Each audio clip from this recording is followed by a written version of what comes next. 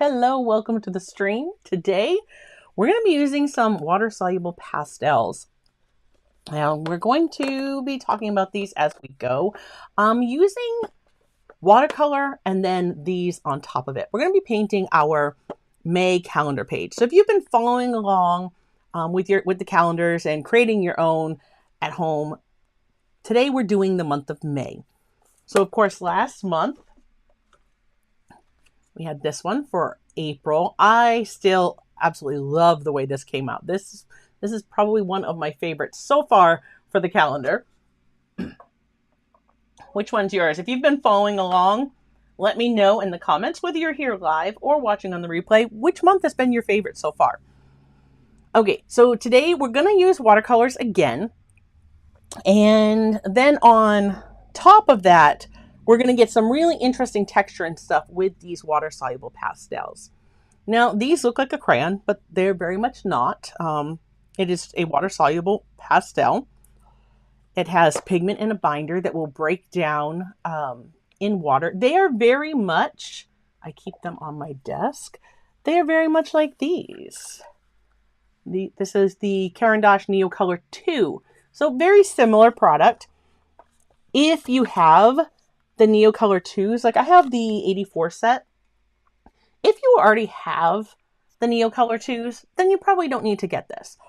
But if you've been curious about water-soluble pastels, this is a great one to try.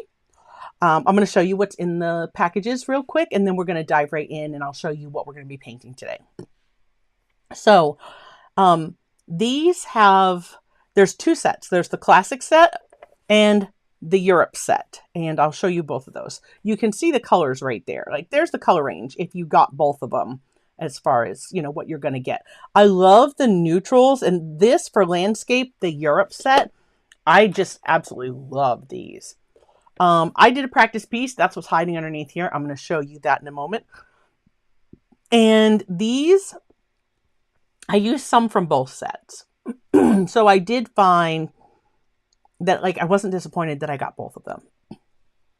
As far as cost comparison, if you're familiar with what the Neocolor 2s cost, and if that's something that's been maybe keeping you from like jumping in and getting them, this is a great deal. These are like about half the cost. And right now at the time of filming, there's actually a coupon, at least for me, there's a coupon on Amazon for these.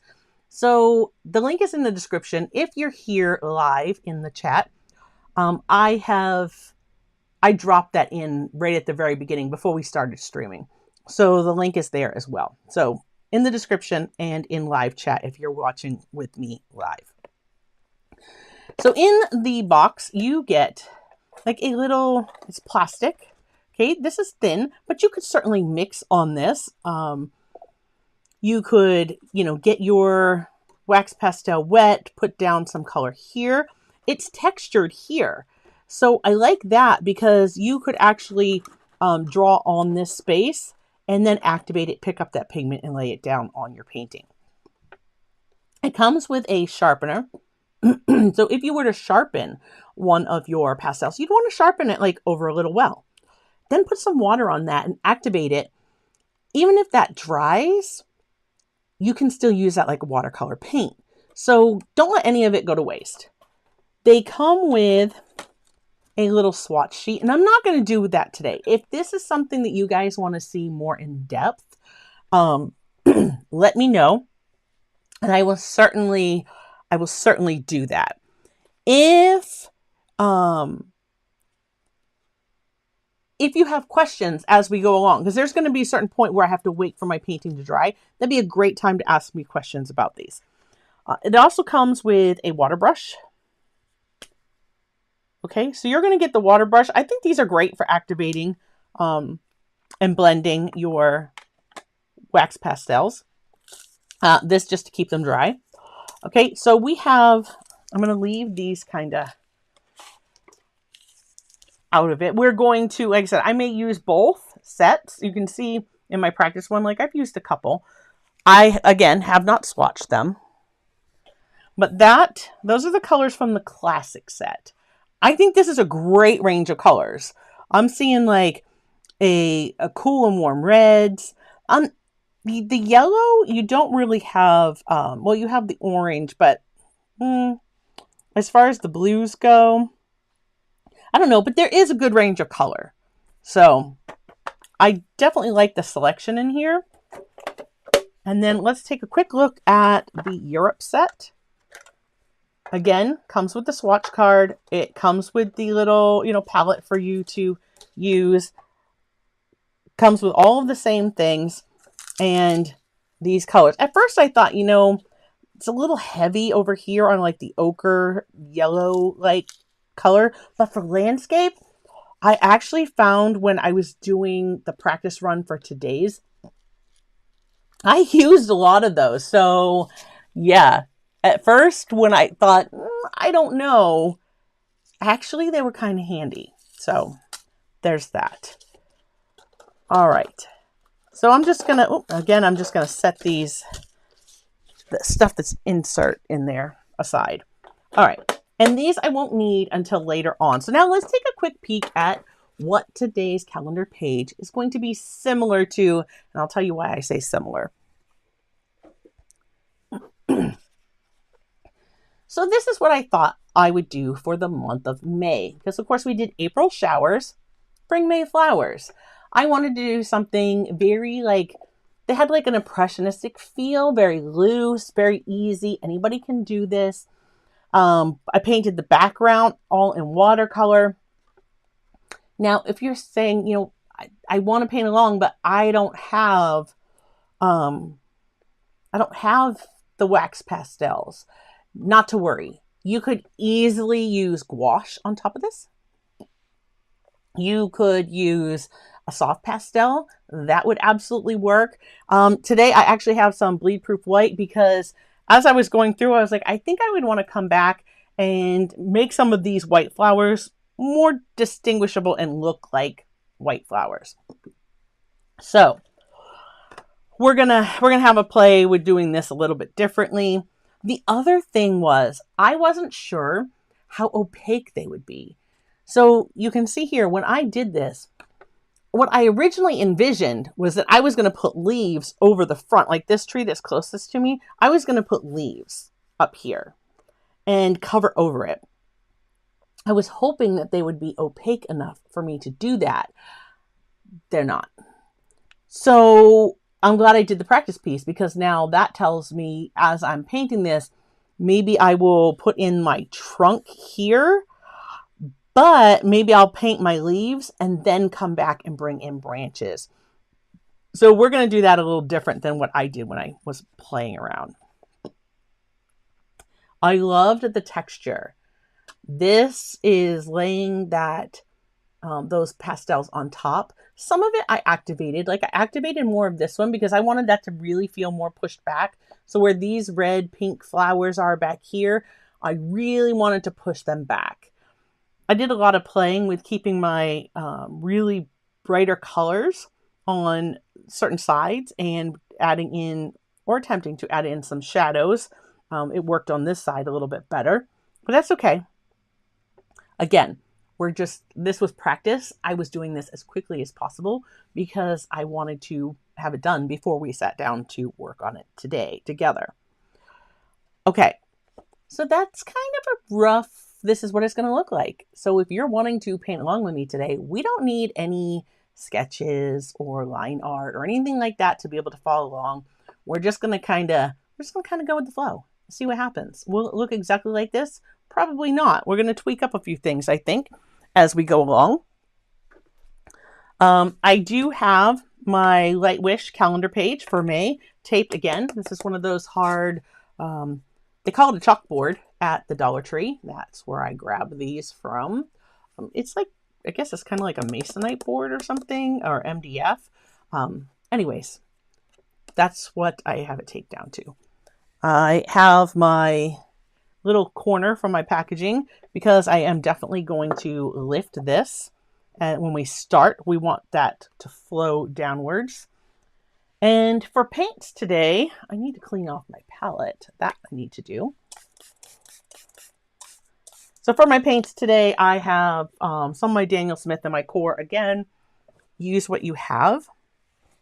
I will let you know what pigments I'm using so that you can use something that you have that's similar. Or maybe you have that pigment, but it's a different brand. Okay, just clean this off. This is my one of my ceramic palettes from Meeden. I still have the My Mary Blue Steve Mitchell paints that we were using. They're still attached. They actually stayed, like they just stuck right on there. I'm going to eventually combine all my Mary Blue into one palette together, but for now they're still there. So it's possible I could grab into one of those, but I have my Daniel Smith beside me, and I don't know. Oh, I think I put my core paints away. I'm just grabbing my travel one. I need to get this studio back in order so that I can get a regular palette back out here to use. This is my portable painter for when I go plein air painting with the girls or just on my own. And these are core. Okay. So I have that available to me again. My other little mini or micro pochade box that I made. These are Daniel Smith. Okay. Just kind of set that off to the side for now. To start with, let me just get my, I'm going to spritz my paints. Just to give them a quick wake up. And I'm going to check in with the chat, see who's here.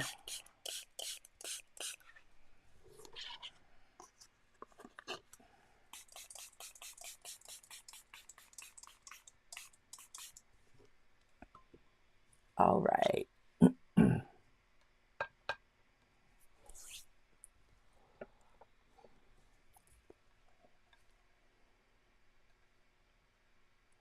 I have my little sponge. You guys will see me dab off on that. From the Aqua Elite line, I have my size 6 quill. You could also, another one that I like to use for wetting my paper, getting everything really wet, is this one, which is my size 6 Princeton Neptune. So they're both size 6. The difference is this is like a synthetic squirrel. It's very fluffy, very floppy. It will get a nice point though once I get it wet. But the Aqua Elite is more of like a Kolinsky. It's got more snap to it for sure. It does. The quill definitely does hold a lot of water. And like I said, when you get them wet, see, it does hold a decent point, but that one, you see, the point's just a little bit sharper on the Aqua Elite, but this is going to hold a lot more water. They're both synthetic brushes, so if you are someone who doesn't want real hair in your brushes, either one of these on the Princeton line would work. I think I'm just going to grab the Neptune because I know it's going to lay down a lot more water. But if I were going to paint too with it, I'd probably grab this guy because I have that, see, it's a much snappier, even with the quill, it's a much snappier point. Whereas this one, see, it just kind of keeps taking that right turn. All right. And of course, on my Velvet Touch brushes, I have my 10 round, my 6 round, and my 4 long round. Love that brush, my 4 long round.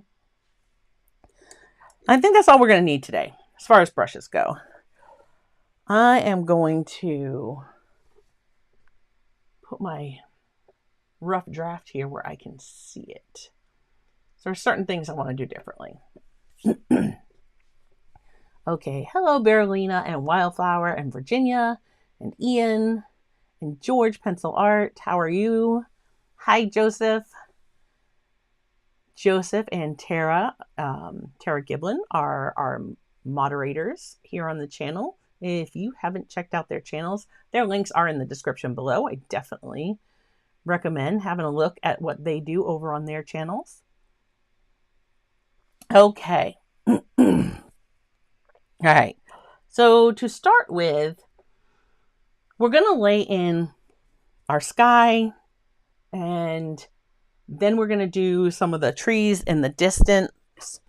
So if we look at my practice piece here, we're going to have our sky, and these are going to be trees in the distance. We're going to paint the back here. We're going to do those wet and wet. This was really wet, and the paints I was using, I wasn't thrilled about for this project. So it was just something I had downstairs because I painted this downstairs earlier.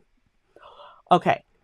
I kind of like having the lines coming off like this. It kind of says, hey, we have more concentration of light right here. But I think for this to be nice and bright and to be casting all these shadows, I'd like to darken up a few other things because that contrast will help. Right? Because you can't have dark without the light.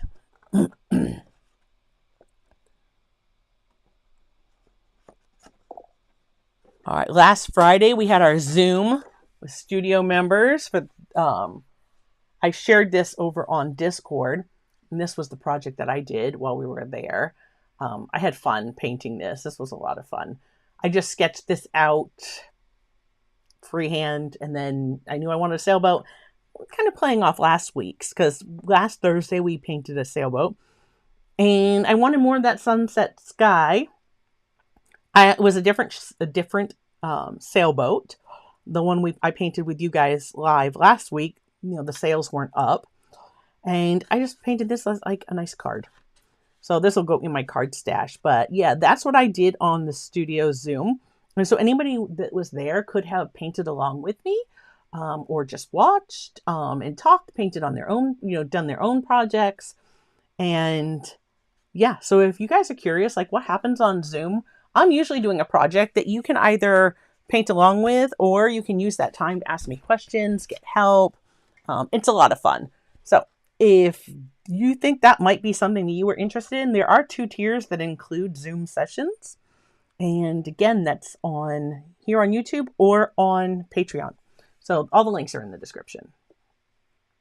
Okay, so this guy, these here, it's funny because those were a couple little splatters. I tried to get rid of one and I didn't like the way it left a line.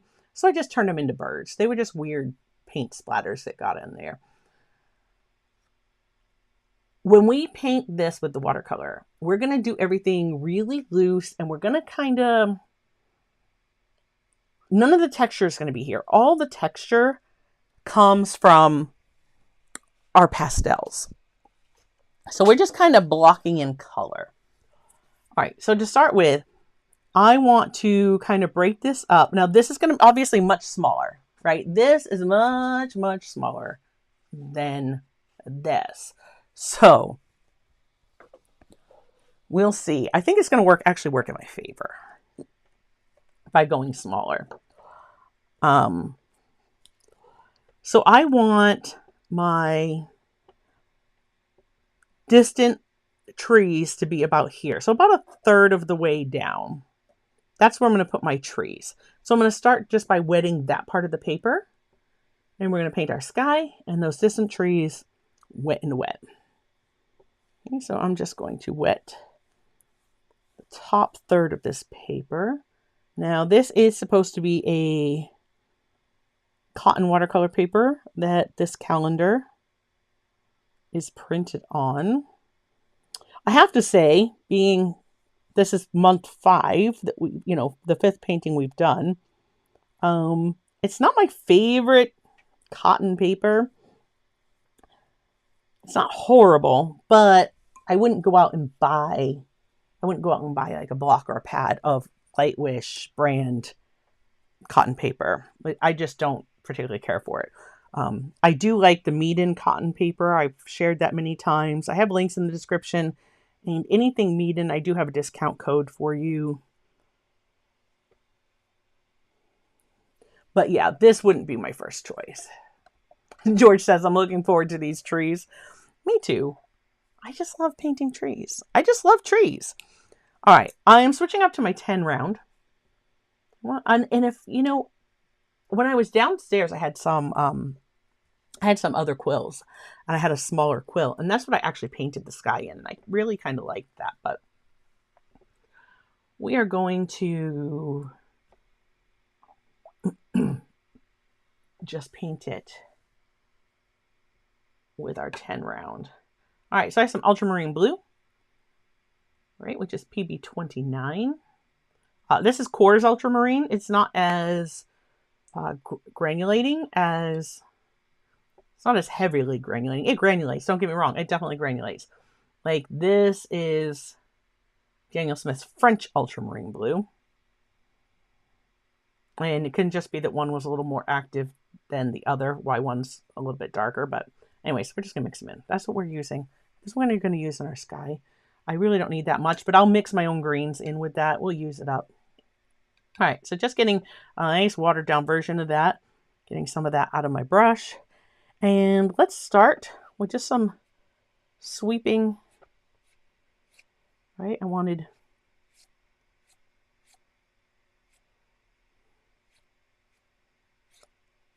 kind of some sweeping lines, like we've got those long, drawn out clouds going on. Remember, our paint will dry lighter. And what I don't have, I have my sponge there, but I like to keep a tissue on hand. All right, so just dabbed off my brush, and now I'm going to kind of smooth. Okay, I'm going to just kind of soften this edge as it comes back. Let that all kind of blend in.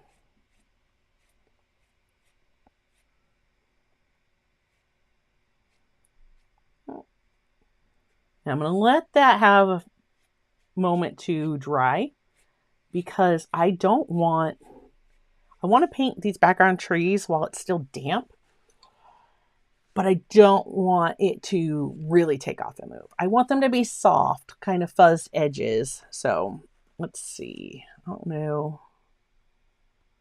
This already looks pretty matte. It's not real glossy. The sheen to my paper is what I'm looking for. So I'm going to go ahead and I want to neutralize this a little bit. So I'm going to grab, I want to grab Quin Gold Deep, but yeah, I'm not going to do that. I'm going to grab some Burnt Sienna, which is a PBR 7. Coors is a PBR 7. It's been, yeah, our Joseph Fincham says, it's been too long for Angela not to have trees. Hey, we did some water scene last week, so there were no trees. We gotta have some trees. All right, there we go. So just a tiny bit of burnt sienna. If you don't have, you should probably have ultramarine and burnt sienna on your palette with the PBR 29 and a PBR 7. If you don't, and you actually have a neutral tint, I don't know why you'd have that and not have the other, but I digress. You could absolutely just use like a neutral tint mixed with your blue, not straight on its own. I want these to be blue, right? And I'm just adding more water because I want a lighter value. But now I don't want to have too much paint in my brush, and water. All right. So back here, I'm just thinking this, don't overthink this. It's so easy to overthink this. Right? I'm like, you know what? I want like some trees back here. Again, I'm just kind of going to the horizon. Just kind of dabbing in some shapes that might be trees. You could absolutely use gouache. In fact, I think this would translate really well to a gouache painting. I drop below my horizon. It's not a big deal. I'm not worried about that. Oh, thanks, George. Yeah, definitely not worried that dropped below. Bring in a little bit more blue. This part of my area is where I want more of the light. So we're going to lighten up some of these. Again, we're just tapping in some shapes, right? And now that I've worked some of that paint out of my brush, it's getting lighter. And that's okay.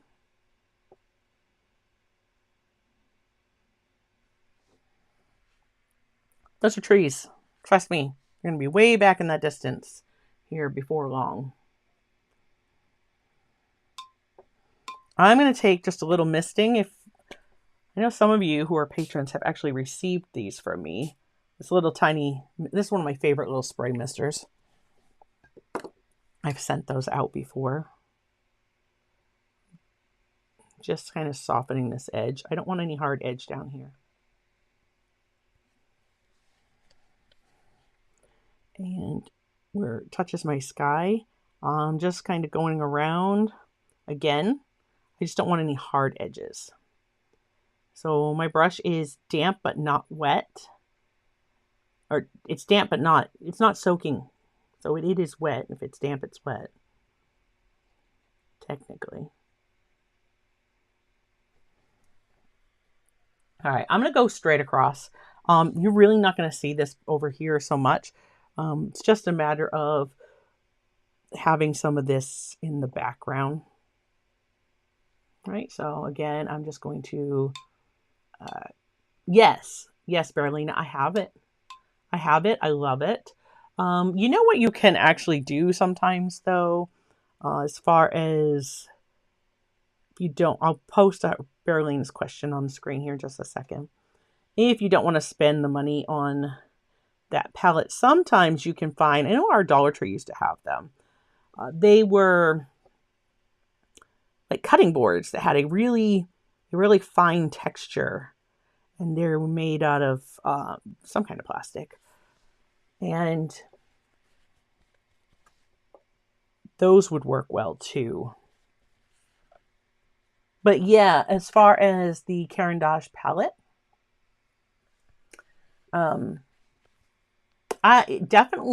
it's definitely worth having.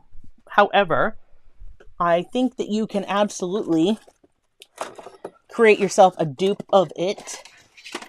Let me just show you what I'm talking about and what she's talking about, if anybody's not familiar. This is the Caran d'Ache palette. So this side, I don't know if the camera will pick up that texture or not. See it? You can kind of see the light catching it. There's a texture to that palette. So when you put down your wax pastels or like watercolor pencils or anything like that, when you set those down on there, you can then take a brush, activate it, and pick it up. I did some with I think it was like a charcoal or graphitin or something over here, and it stained my palette, but not a big deal. This actually doesn't come up when I use it. So, and then the other side is very smooth. I could use this just as a regular palette. So it kind of has like double duty. As far as a dupe, this is what I'm talking about. Like you can pick these up usually at like the dollar store. So that textured surface, again, I don't know if it's going to pick it up on the camera, if the light will catch it. I don't know if you guys are seeing see in here, you can see a little bit of that texture. It's very similar.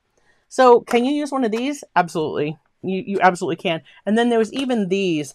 This was one, and I thought this one was actually closer to the how the Caran d'Ache one feels on the top.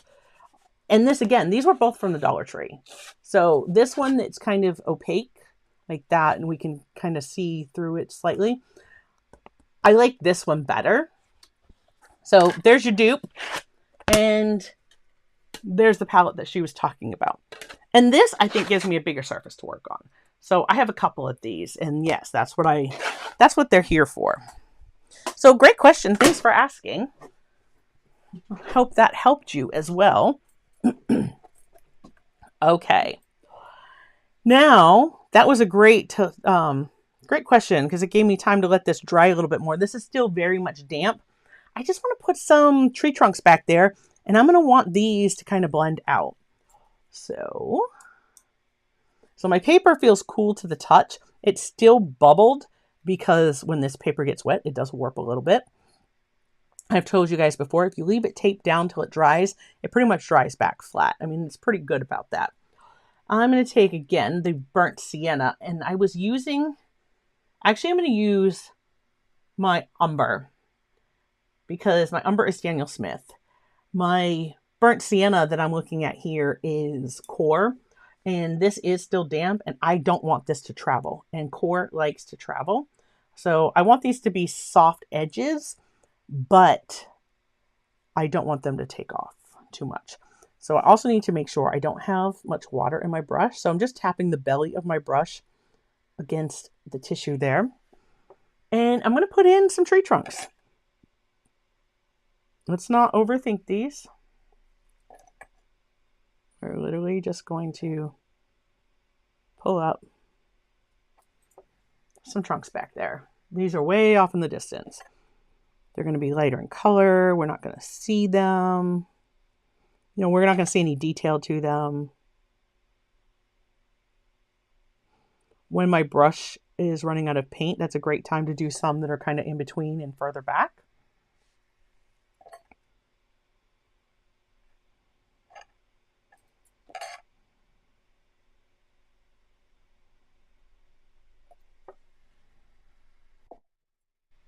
If I think anything is too dark. Oh, you're welcome. Right, just going over it with my brush and just dabbing with my tissue. Right, because I really want this to be, these are way off in the distance. That's how I want them to feel. They're way off in the distance. Okay. Berlina said, I hadn't even imagined looking for a cutting board. Yeah, it's a great alternative. And it does. And all you need is that texture to accept some of your water-soluble wax pastel or your watercolor pencil, whatever you're working with. All right, let's put some in over here as well.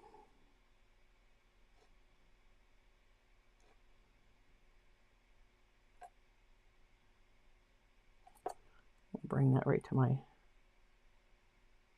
horizon. I don't want it to be too big. How big is that tree? It's way off in the distance.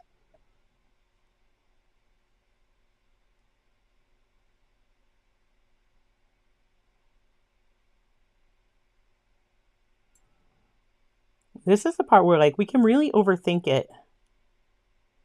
Like, oh, they've got to be just right. They really don't. As I come in here towards the center, I think I'm going to bring a little bit more blue into this. There we go.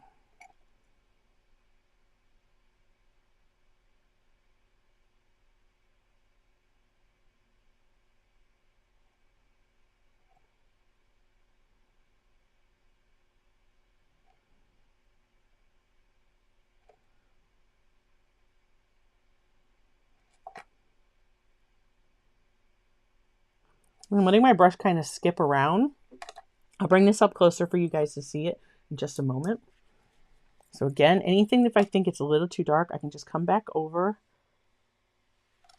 and lift a little bit with my tissue there. I don't want to do too much because I used ultramarine in this background and that will lift, especially on this cotton paper, even more so like on the Maiden paper. Things lift really well on that paper. Okay, just a little bit more watered down.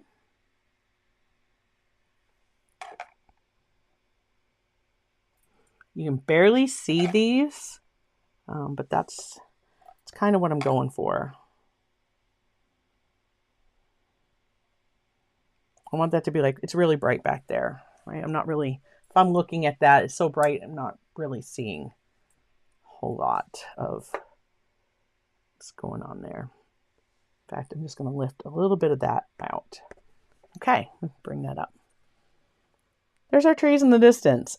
In just a little bit, we're not even going to realize those are there because we're going to push them way back.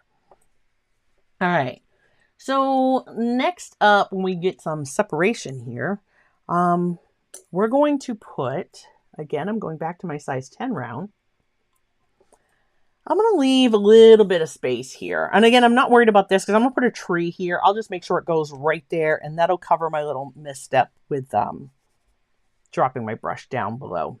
But I'm going to leave a little bit of space in between where it's white. Like, it's so bright that my color's just kind of fading off.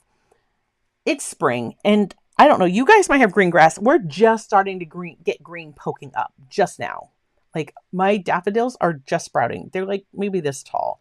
No blooms, barely have buds.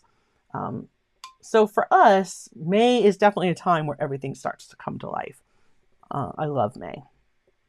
Okay. So just below where I had that, I'm going to wet this. And actually, I'm going to do it with my quill brush because it's so much faster.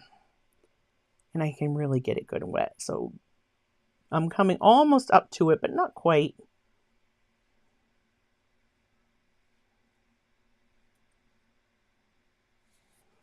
I'm just going to wet the whole bottom of my page.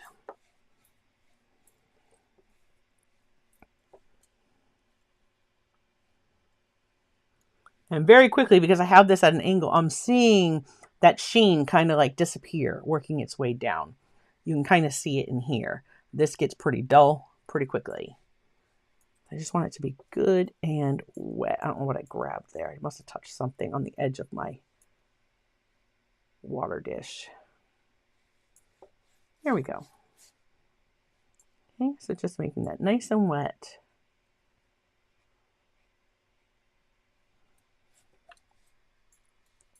Okay. Further back, I'm going to lay in the yellow again, like I did. And you could do this like a really bright, let's go with green gold. Let's do that. PY 129. Let's go with green gold. That color. I think that would be nice. It's kind of like the grass is starting to emerge, but there's still some of that ochre, color on the ground from well, at least for us here, when last year's grass died off for winter. All right. This is still quite wet. So I'm just going to come through.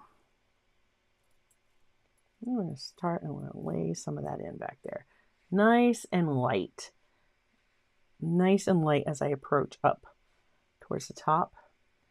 And I'm going to think of this kind of like this. Right? Almost like a V. And back up. Like this is a hill in front of that area. It kind of swoops down in. And then we have more that swoops over this way. All right. So we're going to put that there. Now, let me take... This is my size 6 round, and I'm just getting that wet. It's not going to be wet. I'm going to dry that off so I have a damp brush again. And I'm going to just lift out a few spots. It's just going to be like the sun's kind of catching those areas a little bit more. I'm going to kind of go that way. So I'm kind of fanning it out as I go when I pull. Not too many. I don't need to worry back here as much. This is a little dark. Just again, the damp brush, I'm just going to kind of just come through here. There we go. There we go. All right. Now I'm going to pull a little bit of this up through this space, just because in that space where it's still damp, I want to put some of these pink or red flowers in the distance. I'm grabbing Quin Magenta. This is PR 122. It's Core's version of Quin Magenta. You could use a PV19 version if that's what you have for your quinacridone magenta. That's fine. So just a little. I don't have a lot of pigment here because, again, this is much further in the distance. So I'm just going to kind of dab, and this is with my 6 round. This is still damp, so this will kind of blend. It's going to blend and it's going to move. Part of me is like, oh, I probably should have had where my trees were going to be, but I'm hoping I can just paint right over them. And let's do a little bit more right here where it kind of comes down. We just want to kind of tap in. We're just suggesting this color lives here. Right? We want to really push that back, so it's just a little bit in the distance.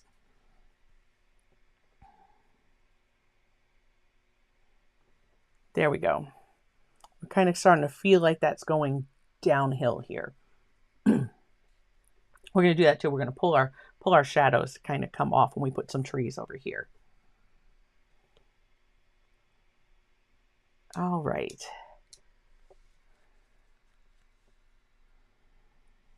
I might put some white flowers back in here, but I'm going to do that with the Dr. Paige Martin's Bleed Proof White. If you don't have this, not a big deal. If you have some white gouache, you can use that too. Perfectly fine. The one thing I did find was I had a little bit of a hard line there, just softening that edge. I couldn't use the white water-soluble wax pastel. It wasn't giving me the opacity that I was looking for. Hi, Tara. Oh, hope you're feeling better very soon. Okay, so our next step is we're going to lay in this hill part that's coming over here. And this is going to kind of come down. And in here, we're going to have a lot of pink flowers. So again, this is going to be much more dry now. It's not going to spread and be as diffused as this part. So let's go with that same quinacridone magenta. And again, I'm going to want to take to that and add some water because I do want this to be a lighter pink. We're going to have some reds, but I want this to be a lighter pink. And our colors will be lighter as they dry. So that is a very transparent wash right there. It's like if you let your tea steep for about half the time.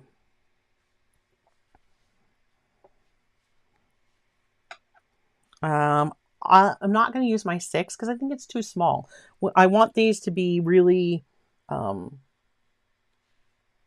loose and, just we're suggesting these are flowers back there. So we're going to start and we're just going to dab. You're going to feel the urge to make this more detailed. Let it go. We just want to dab. We're going to leave spots. We're not going to cover.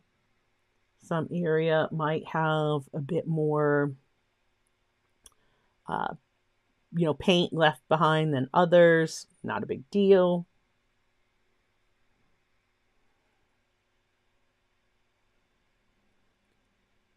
If you go, oh, but I have all these white spots. Yeah, again, doesn't matter. When we come back with our water-soluble wax pastels, we're going to be filling in a lot of spaces.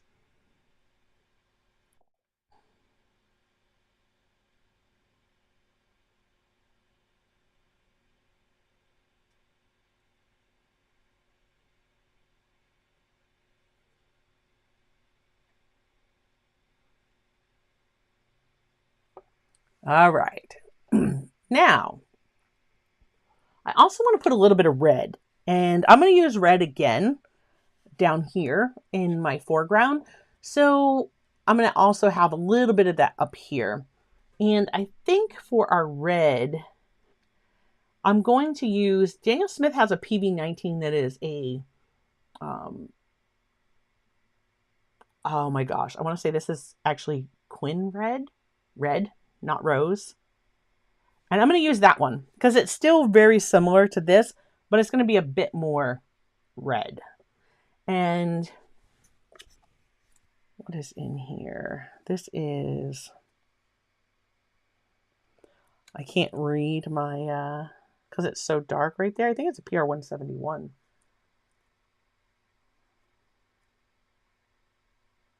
That's what it looks like.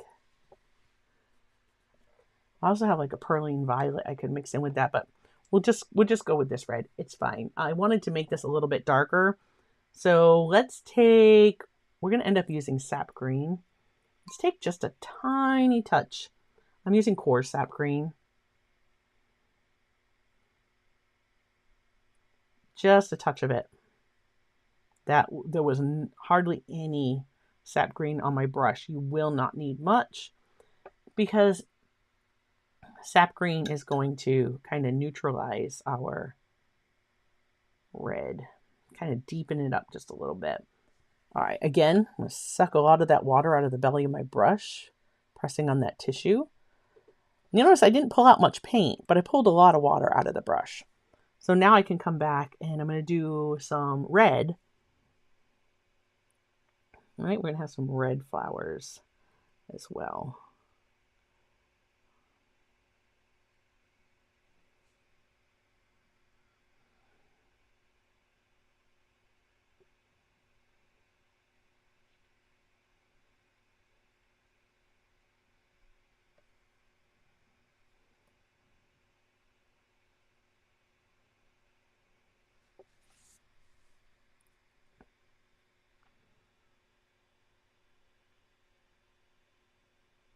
With a little bit of my pink mixes with a little bit of that, it's fine.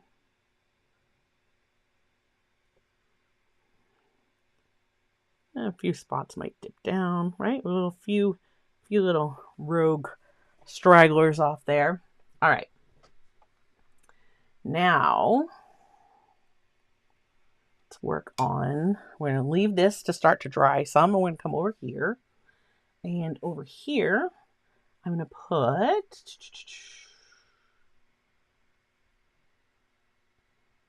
I have a cobalt green, which is a PG 26, but I don't know that a lot of you will have that. I'm just going to use sap green again. I have coarse sap green. Remember we had ultramarine blue over here? There's a tiny bit of burnt sienna mixed in with that. I'm not going to worry about it. I'm just going to take some sap green and bring it up here. We're going to put in some more ultramarine blue.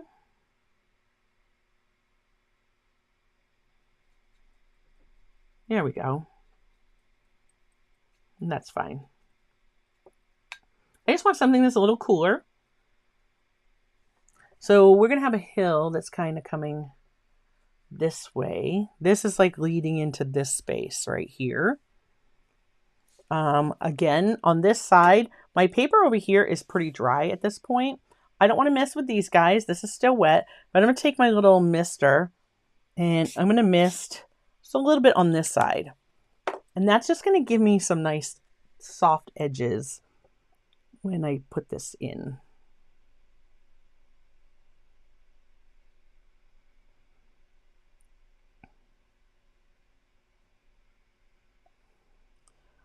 This side, because I'm going to have a tree over here. So I want to kind of feel like there's some shadowing going on over there. All right, so I'm going to add a little bit more of my sap green. And remember I used that green gold, that PV 129. I'm going to bring a little bit of that in here too. And we're going to just kind of dab in and keep that going.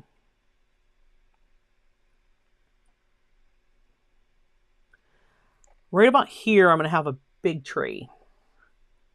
So knowing that I'm going to have that big tree, I'm going to just kind of skip a little spot. That's where my tree is going to be painted in.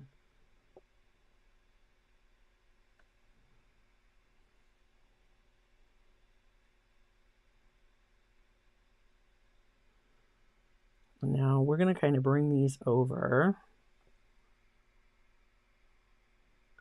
A little bit more sap green, but I want to have that a little bit more diluted. My brush is very wet. You see that pooling water there. My brush is very wet. Still on an angle though, because I want more light coming through this part. And these I can see they were really wet. They're still wet. There's still a sheen on them. So I'm kind of drying my brush off on that tissue. I'm going to pull a little bit of this over here. I'm not going to try to blend into that too much yet. We're going to be layering up, so.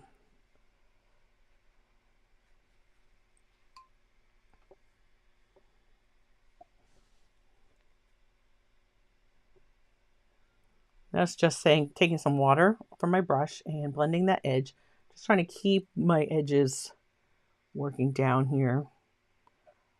Through this area, we're going to have some white flowers. So I'm going to pull a little bit of that up, actually.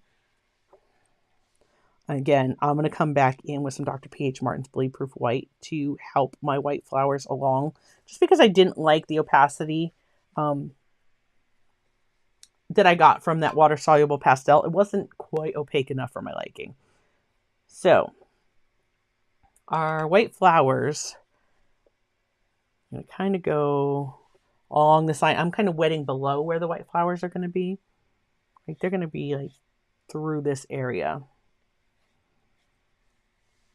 Through here, we're going to have more green, and then there's going to be yellow flowers, and then our white flowers. Just going to add a little bit more. I'm taking some of this blue, some of that green. Look at, you just see all the separation and everything that's happening there. Right, this is behind where my white flowers are going to be, so I'm really going to get some contrast in color there. And up here, I'm going to do the same thing as well. I'm just going to drop in a few spots. This is the side that I'm going to have that shadow.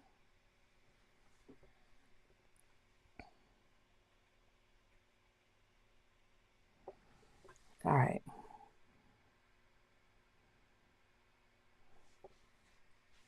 More. I just want to have some texture to my landscape.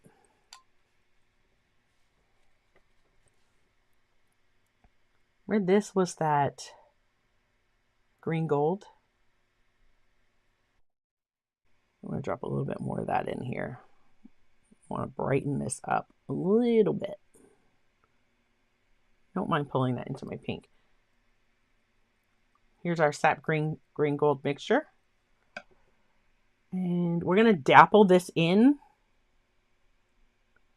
No, that's still too wet. We want this to dry. I can come in here underneath it. And if I touch a little bit and that red blends down, that's fine. And I'm going to put this in there.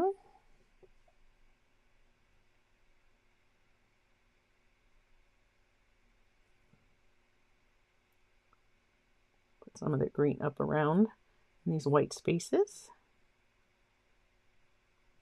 This is nice and light, so I'm going to carry that right off. I'm actually going to put a little bit here above where my pink flowers are. Just going to kind of blend these in. If I have large spots, I can kind of drop some in there.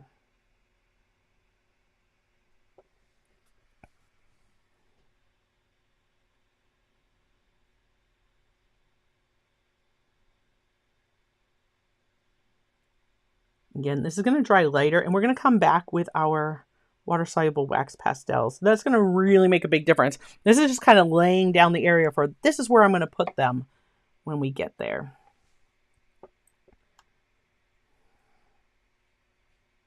All right, so we're going to put some yellow flowers in here. Let's get my size 6 round again. And I think I want some really bright yellow. I'm going to grab a little bit of the, I need a spot. Clear spot. I'm going to do it right next to this green gold that's here. Just clean that off. All right, so I'm going to take some bismuth vanadate yellow, which is a PY184. Not nice and bright. Look at that compared to the green gold. It's just such a nice bright yellow.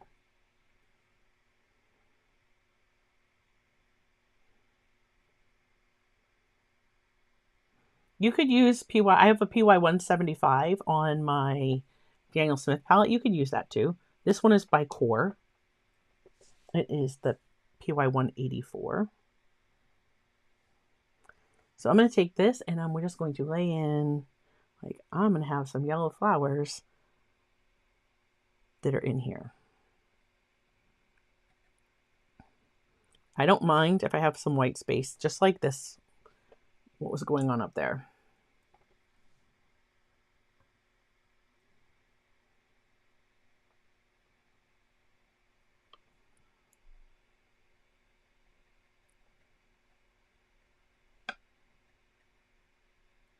And my yellow flowers,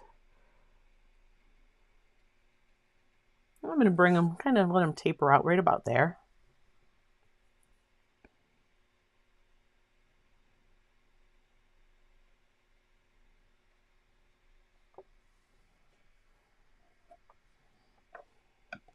Maybe I'll have a few down here. Why not? Okay.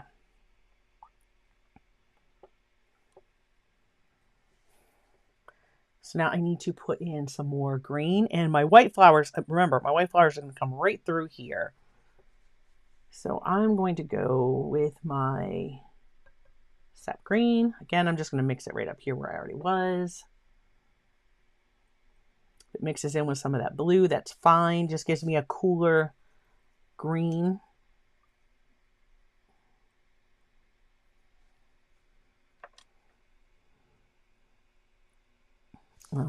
I need to, again, I want these to be nice and soft. So just a little mist at the bottom of my page.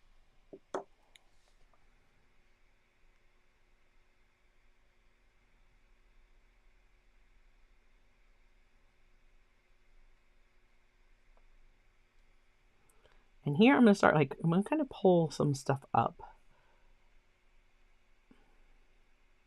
I just want to blend this in. I'm not talking like pulling up just like all like grass. I just want to kind of dapple that color in there. Just so that I'm getting some more values.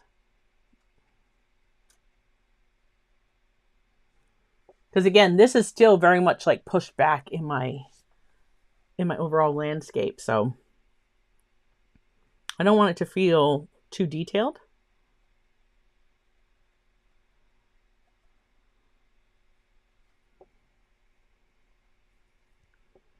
And I can put some of the darker color up through here too.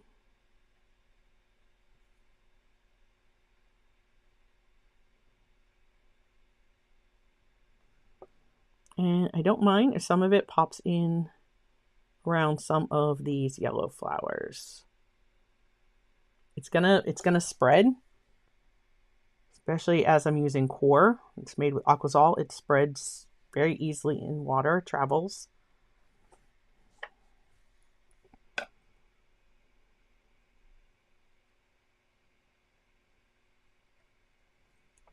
just gonna kind of let my brush bounce around. These are going to be white flowers.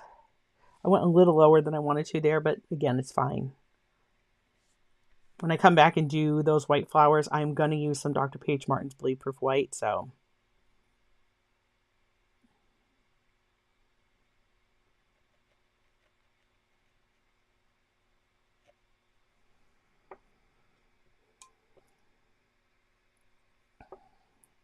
I'm going to have white flowers coming all the way over, like all the way over into this area.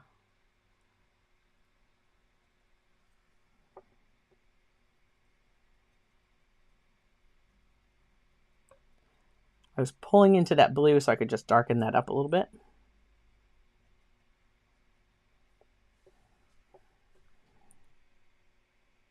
So same thing. I'm going to have white flowers in here. So white flowers, I got to kind of negatively paint some space. I'm already slightly narrower than I want it to be, but the Dr. Paige Martens will fix that.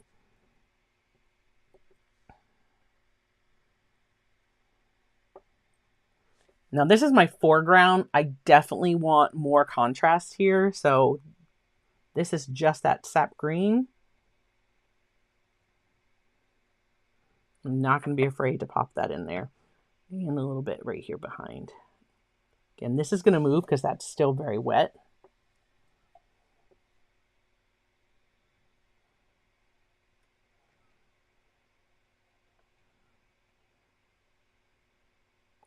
Just picture like tall, slender, white flowers. I don't need to know what kind of flowers they are. Just picturing that there are some tall, slender flowers there.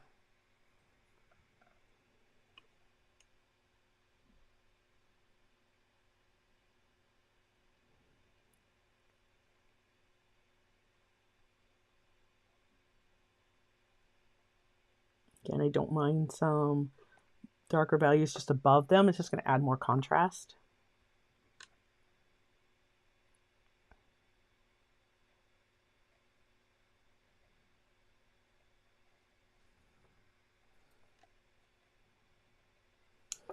This really comes together at the end when we grab the water-soluble wax pastels. They are going to make all the difference.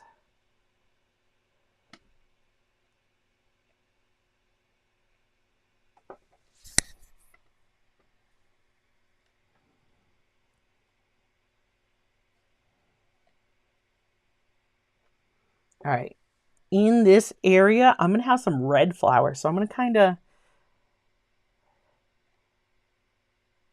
paint around. Like, there's going to be red flowers in here. Okay, so we'll just kind of leave a few of those.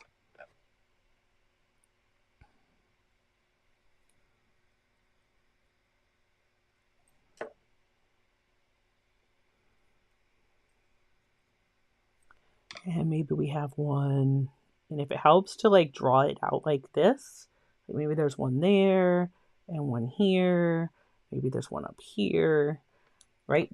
And then fill it in. My brain is still learning to negative paint. It just is not something that comes natural to everybody. It can actually be quite difficult. So don't be discouraged. If you're like, okay, these are negative painted flowers, but that doesn't look like a flower to me, Angela, don't worry. It's fine.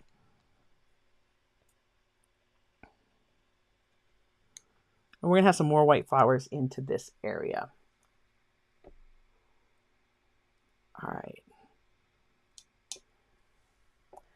I'm going to have a tree back here. I'm going to have a tree here. I'm going to have my white flowers.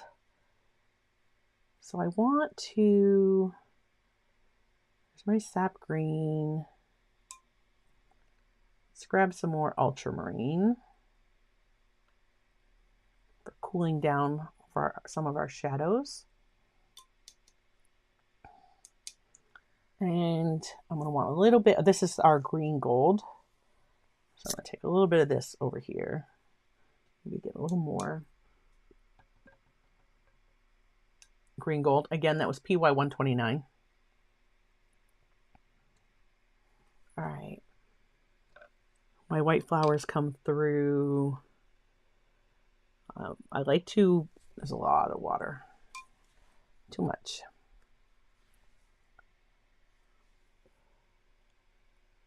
I like to vary the colors of greens that I'm using.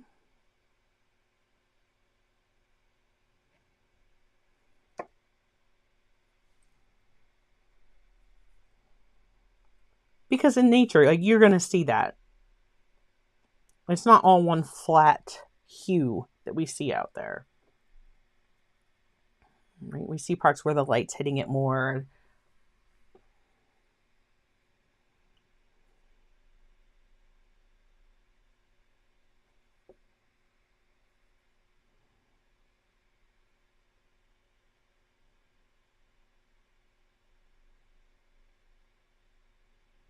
I'm coming into where, again, we have white flowers here.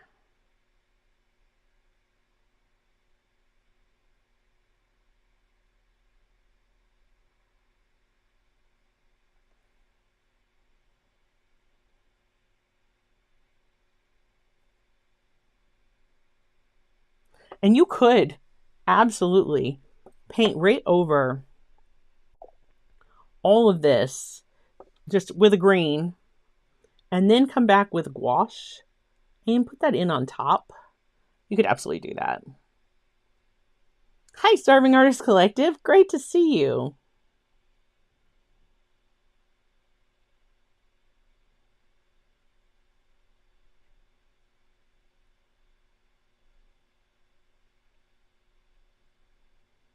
I'm just adding some darker values here and there. Even throughout where my yellow flowers are going to be.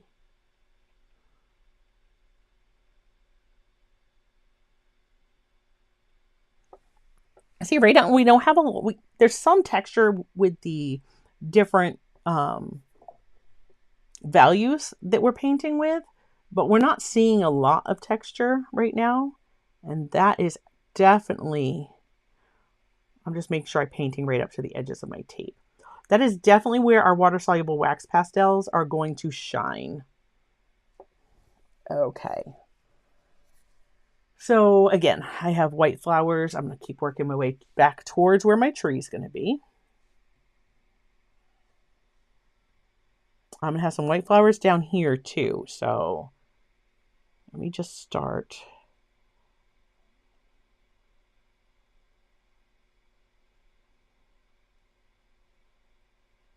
Picturing the edge of my tree is like right there.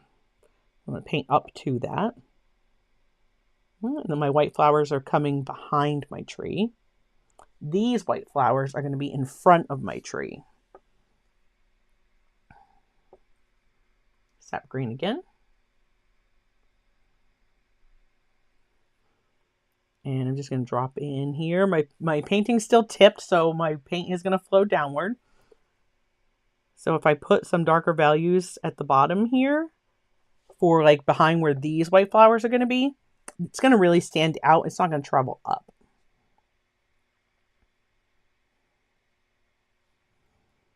All right, we're going to do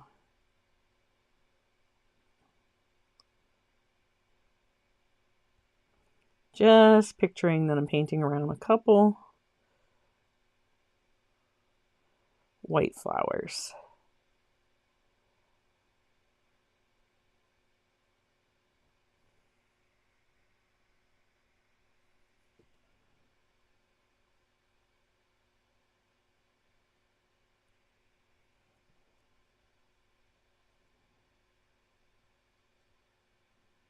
Remember, I said these white flowers are in front of my tree. And when this is dry, we're going to come back with our red. I don't want to paint our red flowers here until this is dry because, you know, red and green, they're just going to make a muddy, brown, yucky mess. But if I let that dry all the way, I'm going to get something I like a whole lot more.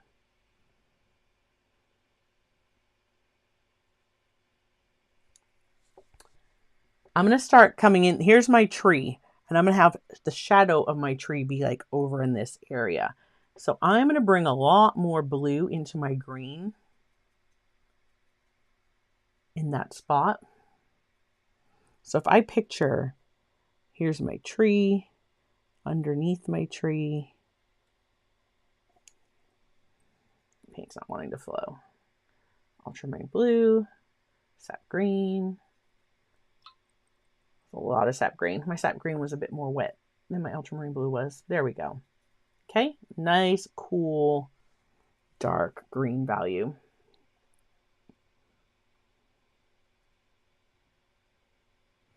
And I'm still going to have some flowers coming into this space.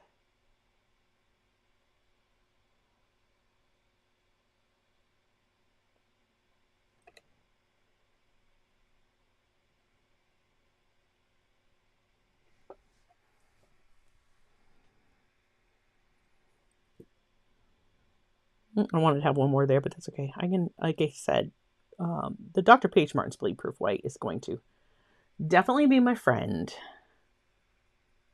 It is going to help me out a lot. And I'm just going to picture, right, my shadow is going to come right off this edge. I'm going to grab some more blue.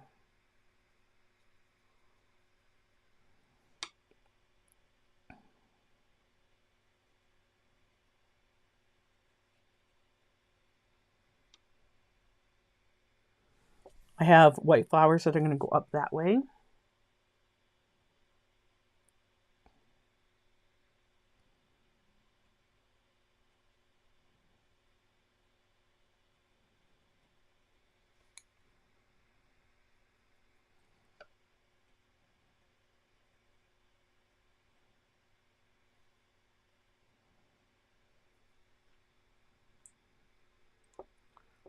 Come back to this green and I'm going to blend them.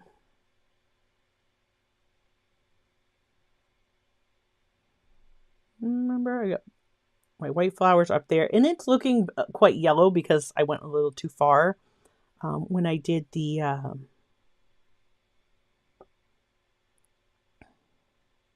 and this does not have as much detail, so I don't need to worry about like how I lined these here. I just need to come to that edge, and I'm going to blend these two. I went a little bit too far when I wet that and pulled it down. It doesn't matter. The Dr. Page Martin's Bleed Proof White will go right over that. So that's the only thing I'm going to be using Dr. Page Martin's Bleed Proof White for is those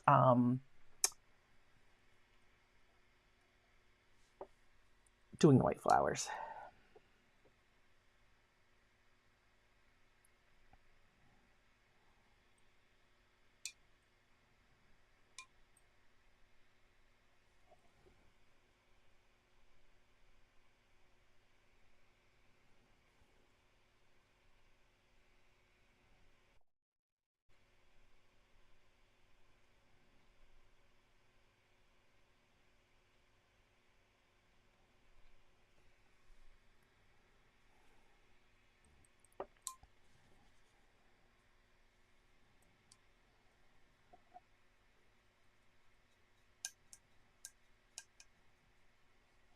Some darker green, but not quite, as much of the blue.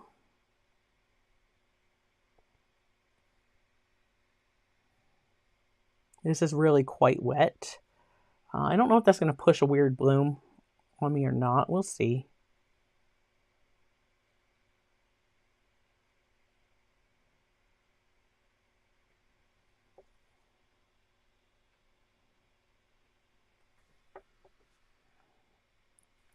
I'm actually going to take a little bit of some of this yellow. I don't know how much of a bully this one's going to be if I drop some in here. It's going to push away a little bit of that. Give me a couple bright spots. There are some yellows. If I put the yellow down, it'll push the other pigments away and definitely give you a bright mark, especially when you're working wet on wet. Take a little bit of this yellow. I'm going to kind of dapple it in just a little bit back here. There's not much, and my brush is not very wet. Just bringing in some more yellow. I'm kind of brighten up that green. There's my green gold. Bring a little bit more of that in here too. Just kind of bring some light into this area. This part is really pale. It dried very much lighter. So I think we can come back. Actually, I'm going to leave it. We're going to do that with our water-soluble, our wax pastels. We're going to get more color back there. Amp that up just a tiny bit. Okay. So I think we're about at the point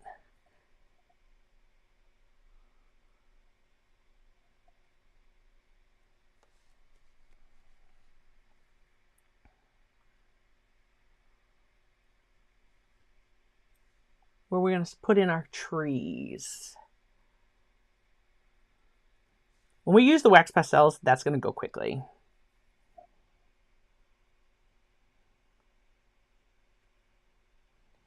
And you'll see why I decided to start keeping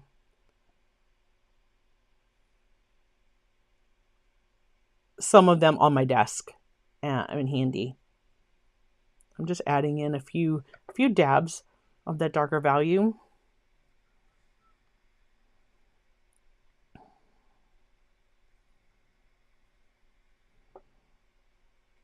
Right, we just got lots of wildflowers growing up here. Again, I don't know exactly what kind of flowers these are.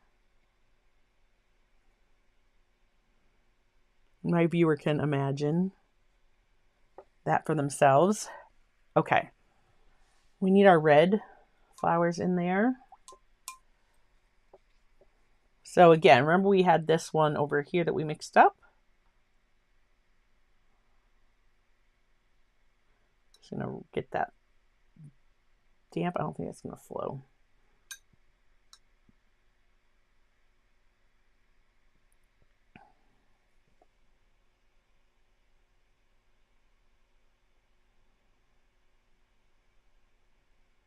We're just going to paint in our spots we left for our red flowers. Again, we're going to go back over these.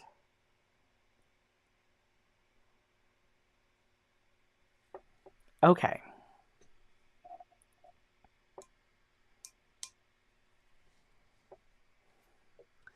Let's do some trees.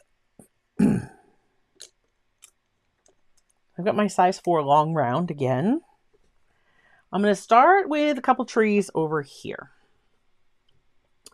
And we're going to put one, I said I'd put one here because, you know, I kind of messed that spot up. I'm going to take my, again, I think this is Burnt Umber by Daniel Smith. It's a PBR 7. Oh, it might be a raw umber. Might be raw umber. Yeah, the way that looks, it's looking pretty neutral and like, or almost cool and dark. That one, I think it's raw umber. Either way, we're going to add a touch of ultramarine so we can really cool it down.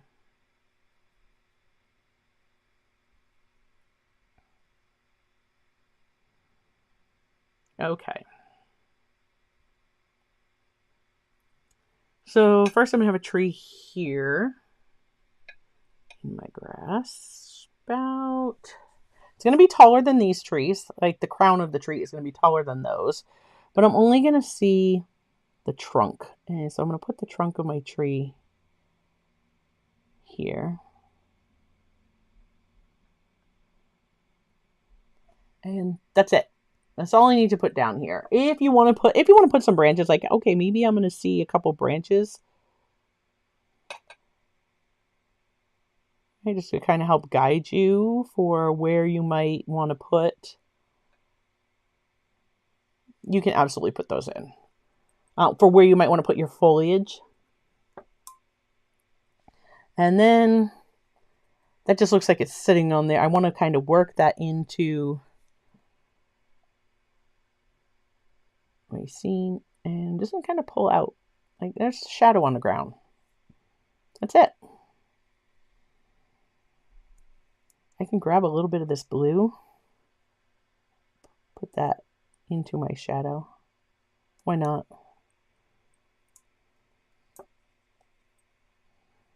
It did make it a little dark, but guess what? It's fine.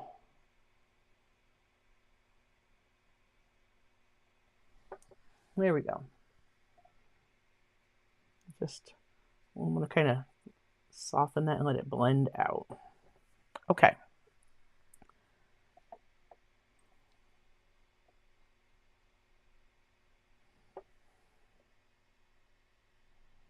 We're not seeing all the detail back there. I need to stop because I'm trying to was trying to lift paint instead of leave it behind. Okay, so there's that one. We're going to have another one.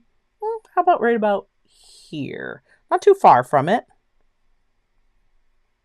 Kind of on this third.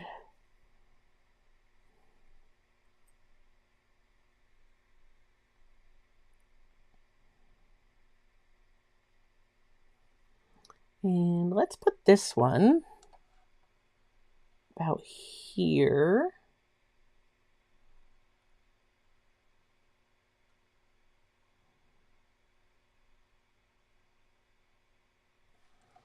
And if I want to see, again, if I want to see some branches,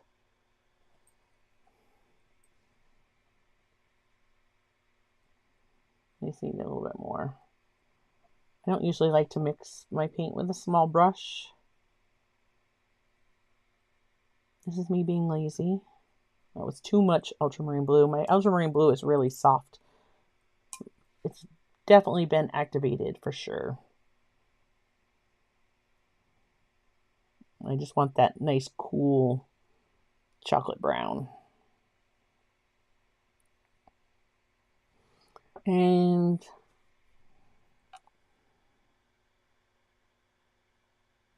well, maybe you can see part of it here.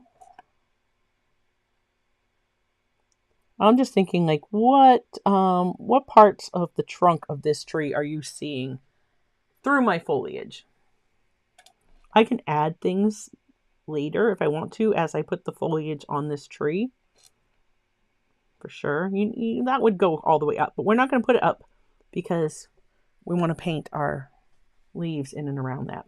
So again, let's take our damp brush.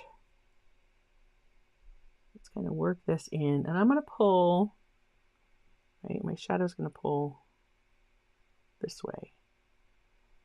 Right, maybe it comes off down the hill. See how I kind of rounded it?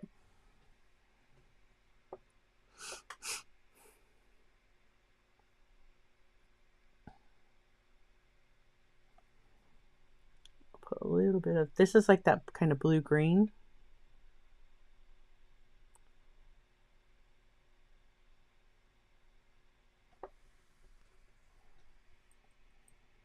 And it's a little dark, but I can just go, kind of go over that, lift a little.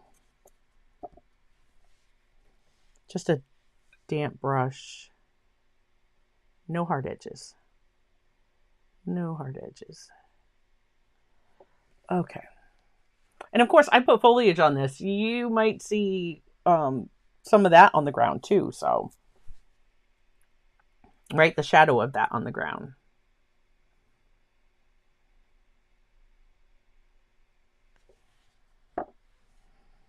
It was just a weird spot where it lifted color out. Okay. Let's let those dry for a minute. How about if we put in, what if we put one over here? And do the same thing again. I'm just going to put in like the trunk, the bottom part of the trunk underneath. And this one, I'm going to push this one back a little bit further.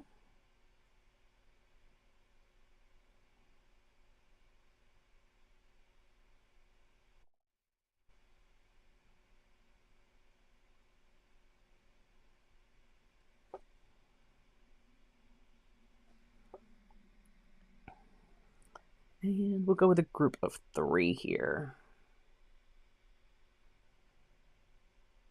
So my tree is going to come up through here. So just knowing that's where my tree is going to be. If I want to be able to see this, I have to keep that in mind.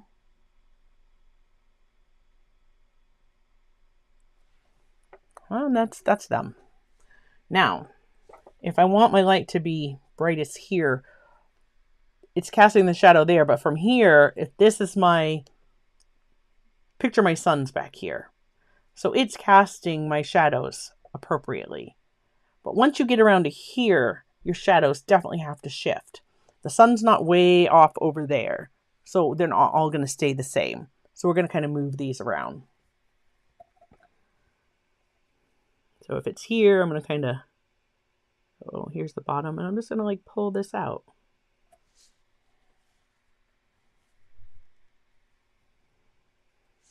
I didn't want that one. A bit of that blue.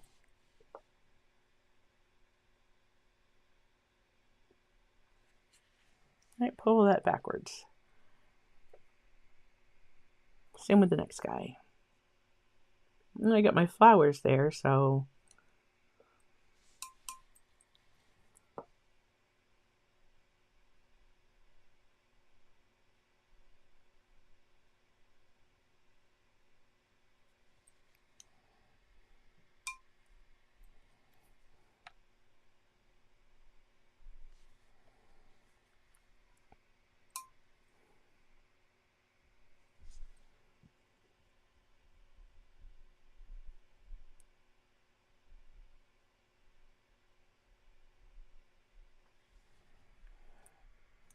that is going to bring much more light into this part of our painting. We can see those shadows.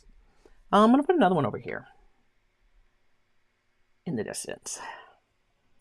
Maybe we'll put one here.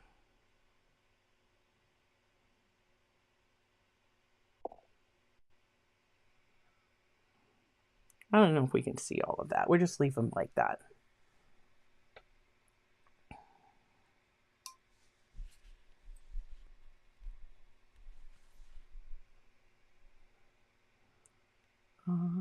Let's pull out.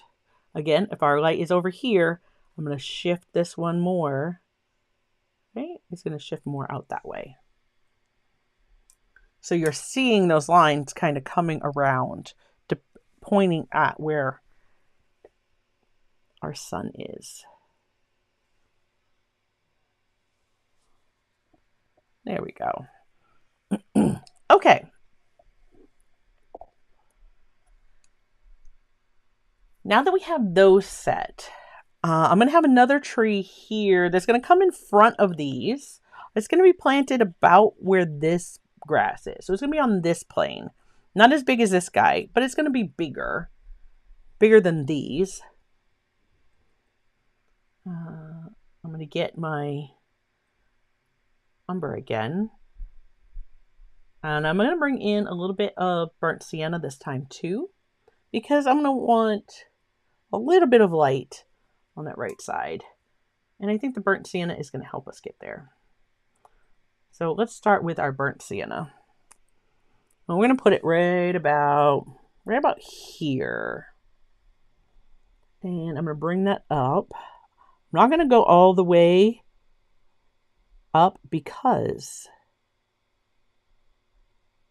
if you remember when I showed you my practice piece, our pastels do not cover over it. They're not that opaque. So I don't want to cover this. If you were using a soft pastel, it would go right over the top of that. You'd have nothing to worry about. All right, now just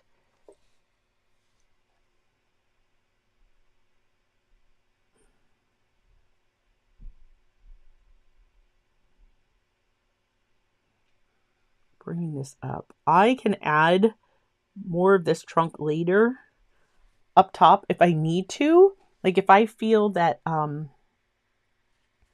would see some more of that up into the foliage. By all means, I can add it later.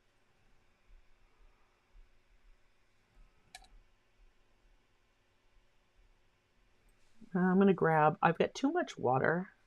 This is really wet. I can let it absorb in and wait a moment. Or I can just grab my umber right from the pan, and that'll be much thicker paint. And then that's going to help me get this in.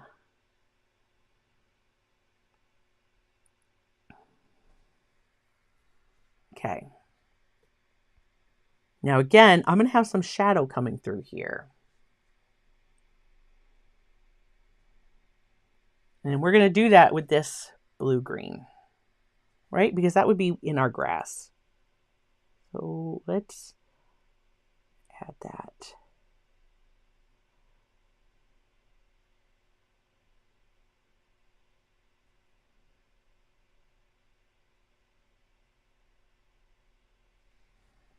There we go.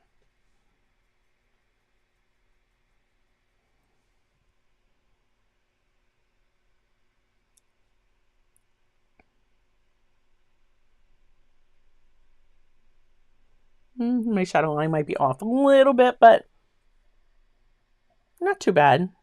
Not too bad if that's where my light is at. This guy's off a little bit, but it's fine. It's fine.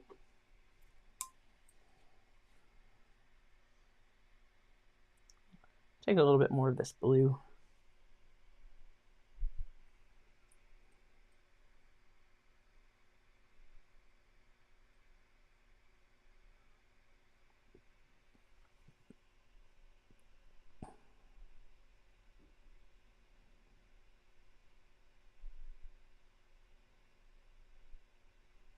I'm just dabbing in spots.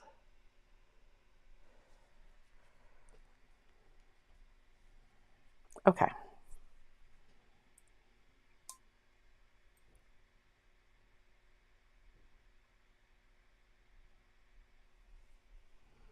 I'm just going to pull a little bit of this dark up this side of the tree.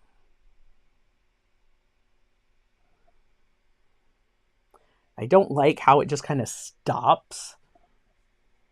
But again, I know it's going to be an issue if I don't leave space for my foliage and come back and blend things into it.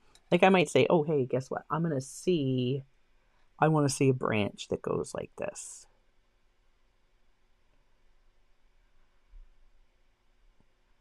Right? But beyond that, like, I don't know where this is going to take me, because this is a focal point here. So I want to do this tree and have that be there. But I got to lay in some of this foliage behind here first. All right, let's do our trees. We're going to do these distant trees. So I'm going to be working with greens. This that I have here on my palette already, we're just going to work with that. I missed this palette, kind of wake this up a little bit more. I still want it more dilute. These are kind of pushed back. I'm going to do some yellows. So let's just go right in here to this, our green gold. I'm going to grab a little bit of the Bismuth Vanadit yellow, the PY 184. Did you see how that just pushed all of that away? This guy's a bully. We're going to have this for sure up in here. Let's just start like defining the crown of this tree. I'm just tapping. Just think about tree shape. I don't have to hit every single spot. It's okay if you can see through. Right, that's how the birds fly through. Okay.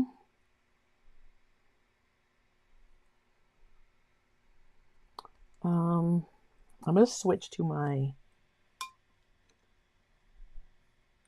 size 6 round.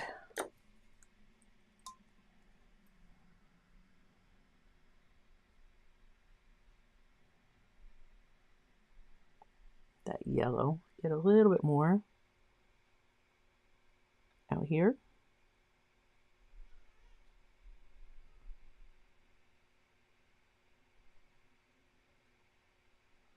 Hopefully this is dry enough that my branches that are coming through will look at it taking its traveling on its way. So now we have this a little bit darker value.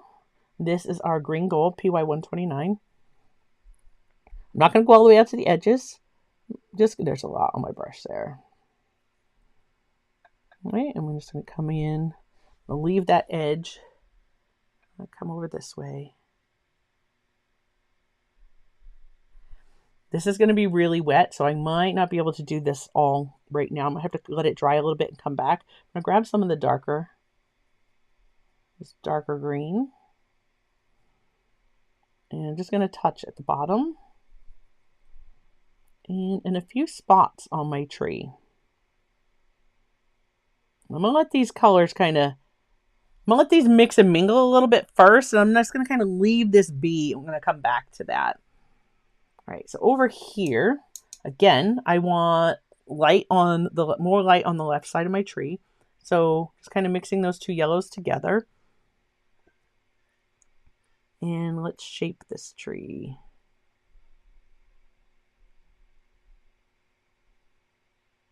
Don't be afraid to have a little tap like away from it like that. It's fine.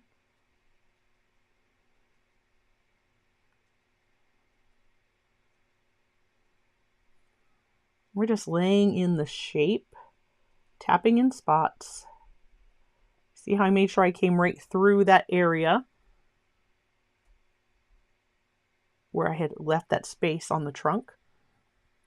Okay, so now we're going to come over here, get some darker values. We're definitely going to drop them in along the bottom and that left side.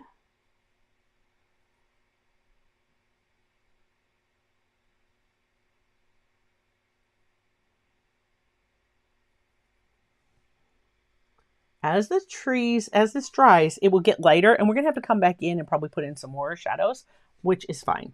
Let's get a little bit of, we need a little bit more shadow down here. So I'm going to grab, I can just see this blue that has separated. Just going to grab a bit, and I'm just going to picture some of my tree down here. So just tap that in, and I'm going to just touch it. I just want a soft edge. I'm coming back with my brush. You see I dried my brush, so it's just damp. Come along these edges. I don't want anything to be a hard edge here. I'm just kind of giving it a little bit more of the tree. Right? Shape of the crown of the tree. There. Remember, this hill is pushed back behind these, so I don't need to come all the way over this. And same with this here. I can do the same thing. And you can even, if you want, dampen your brush. Just picture the area you're going to do first. Just kind of go over that, and then just a tiny bit.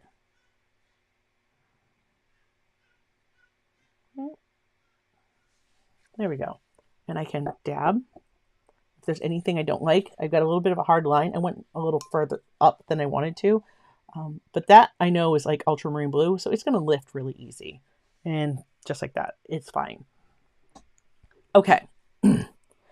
While this is drying, let's work on these guys.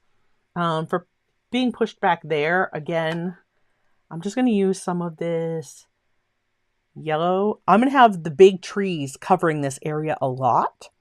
So I don't need to worry too much about what's going on up here. Like, I'm just going to put in, here's some yellow, right? So I can catch my light.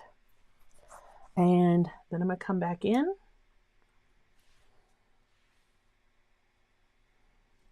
And I'm going to drop in.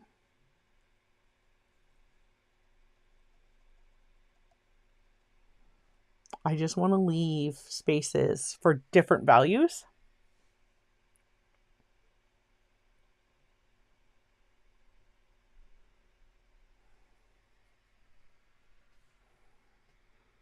Okay. I'm not even going to worry about them casting shadows down here. I'm not worrying about that right now. You could a little bit, like, see how this is further over? We could just a little bit here if we wanted to.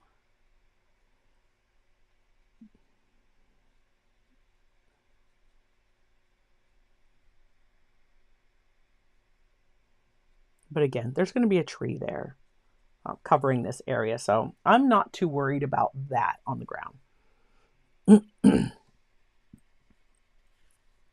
This tree back here, we're going to do the same thing. We're going to grab some of the yellows we've been working with.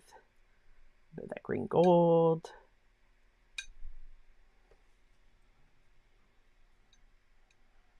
Just kind of watering that down. Okay, I'm watering it down because I'm going to want to start with a nice wet wash. I'm just picturing this tree first. We're going to paint this one in a second. Okay, I'm going to say that one is that shadow. Probably not even going to see that, but we can touch it a little bit if you want to. And then we're just going to drop in Let that soak in there a moment, but we're going to drop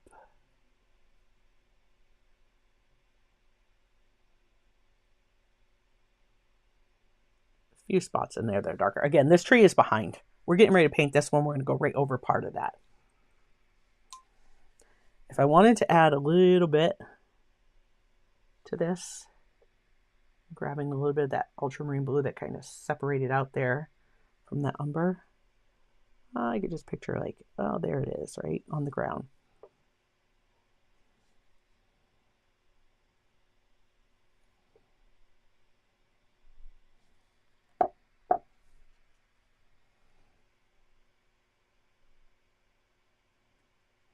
There we go.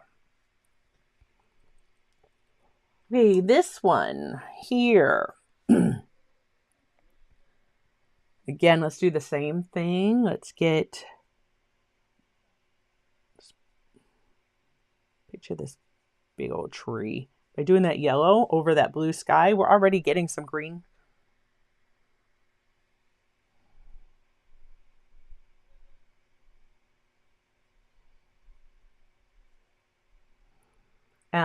I'm going to let this even pop right down here a little ways. Why not? Maybe in front of this one too.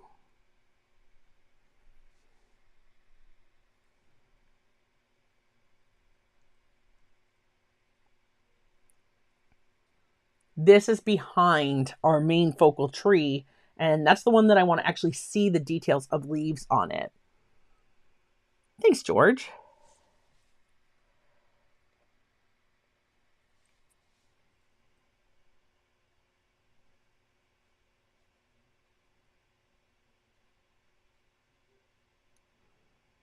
I can bring a little bit of this detail out with my, just kind of letting my brush dab out, right? And I get like these edges of the leaves. Now, when this is set, I could put in a couple more branches. Right now it's going to be wet. Let me just hit that real quick with a dryer and I'll show you what I'm talking about. I'm going to hit that mute button for a second.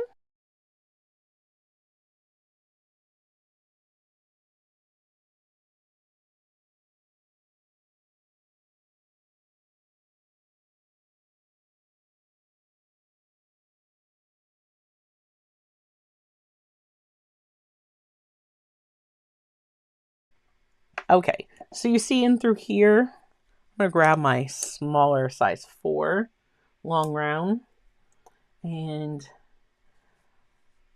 more of this color. Our yellow kind of bullied its way into that space, but we had our umber and we actually had burnt sienna in that one.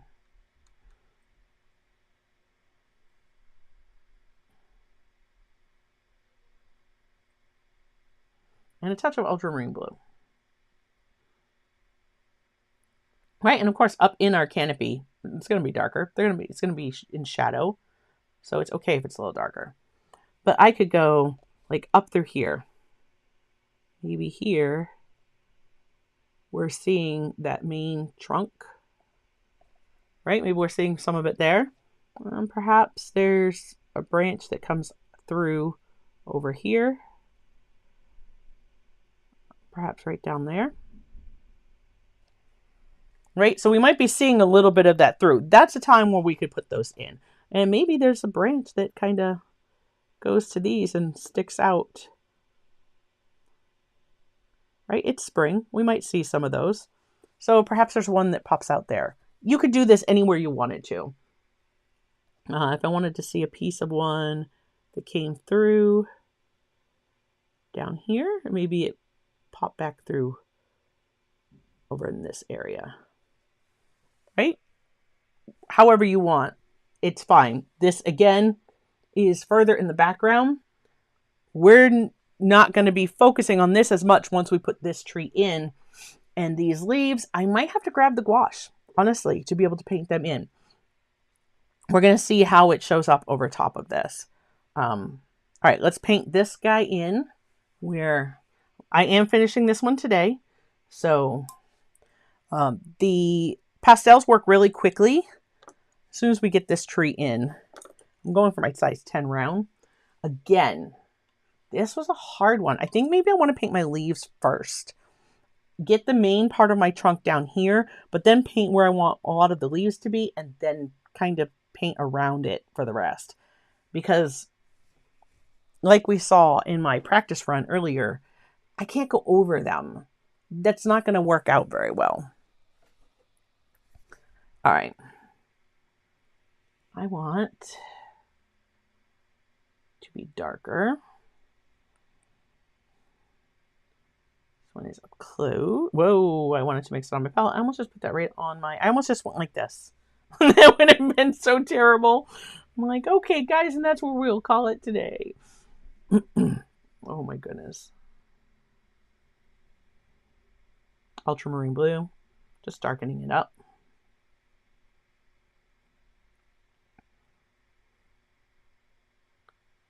So there's my umber.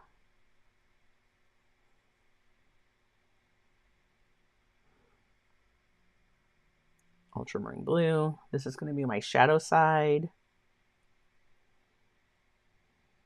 All right.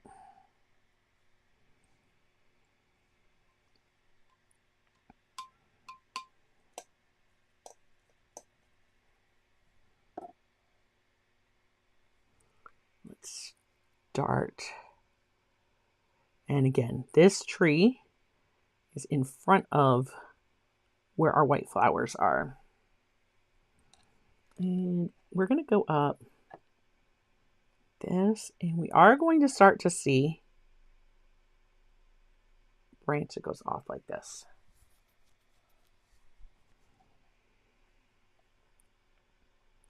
Now, wherever that branch continues up here, we'll figure that out with our leaves.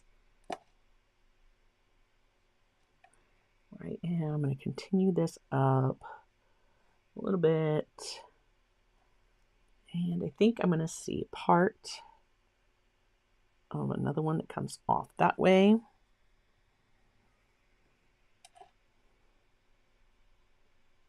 Just thinking where I want my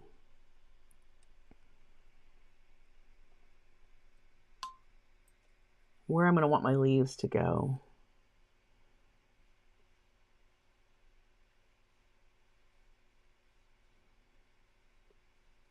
On this side of the tree, I want to put some burnt sienna.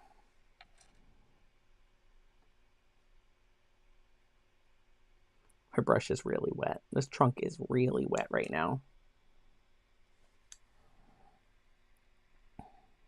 I'll have to dry it. I've had too much water on my brush when I came in.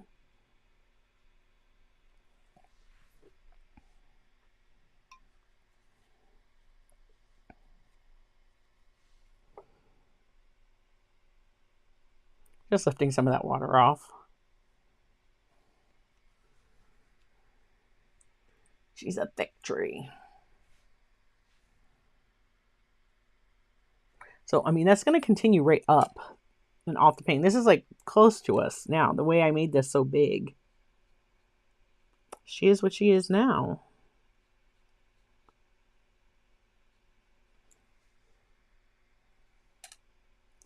Grabbing that burnt sienna again.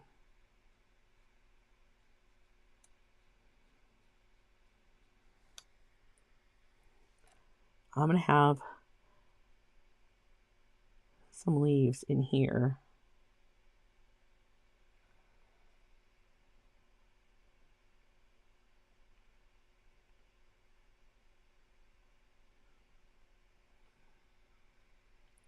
All right, I'm going to kind of leave it. I know she looks weird, but I got to get some, I have to get some of these leaves in. Okay. So let's start some more sap green.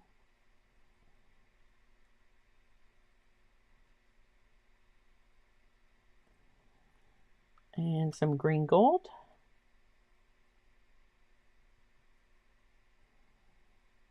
All right, let's start with some that are this color. And I'm just going to put white leaves.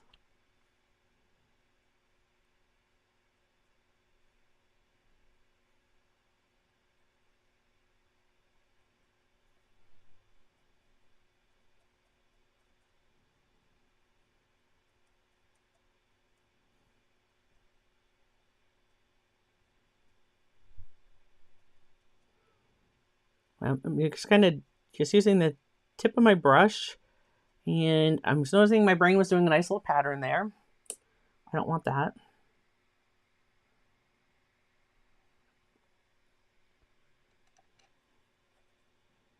We're just, right? There's a leaf. This has a lot of paint and water on it right now. I suspect these are going to dry a bit later than they're showing up.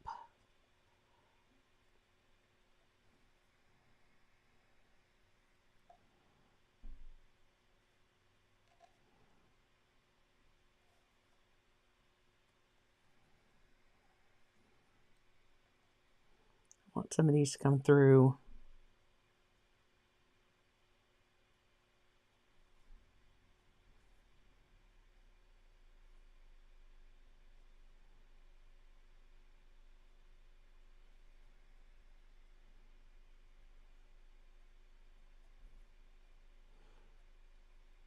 Right? It's spring. I could have painted this one like I did these. You absolutely could have. In the interest of time, I could have just gone and done that, but it is what it is.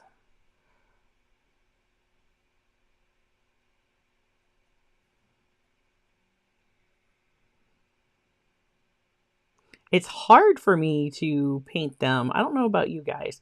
It's hard for me to paint them like when I can't see where I want my branches. I could have probably penciled them in. Because like I'm thinking like here's a branch and then I'm going to want some leaves that are going to show near the end of that branch. And then if I have a branch coming out this way, right, I'm going to want to have some leaves that are certainly going to be popping out on the end of that branch. Same up here. I'm just going to kind of do these in all different directions.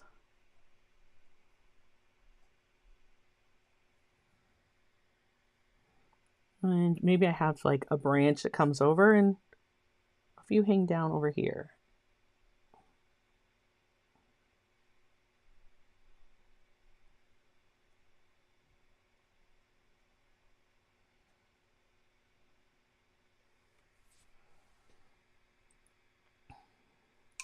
All right, I need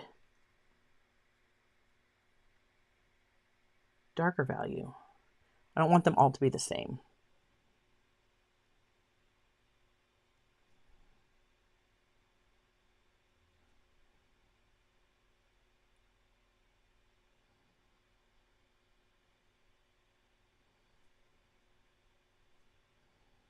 I can go over other spots. Is this going to be a hot mess that I wish didn't exist? Maybe. Can we pull this off at the end? I don't know. We sure are going to try.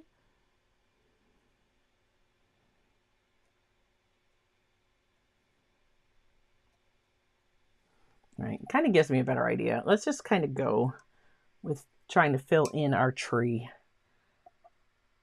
trunk. She is what she is. We need to be able to finish this up. Again, I could come through with gouache. If I didn't like it, or if I absolutely just didn't like it, I could do like these are. I could just come in with gouache and just go right over it, and it would be fine. It would look lovely, and nobody would be any the wiser. All right, I'm just going to kind of paint in and around here.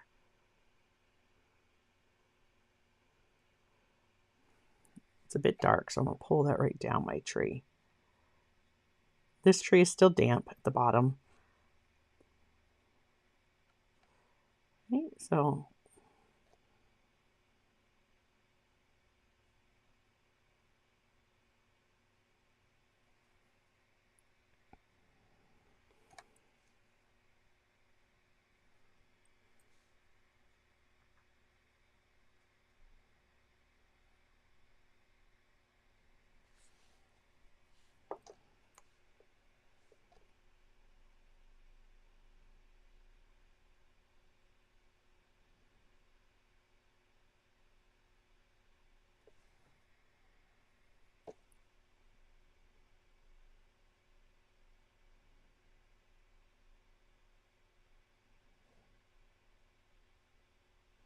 if there's something that I didn't like, I can certainly, this is my chance to just kind of paint over it, make it disappear.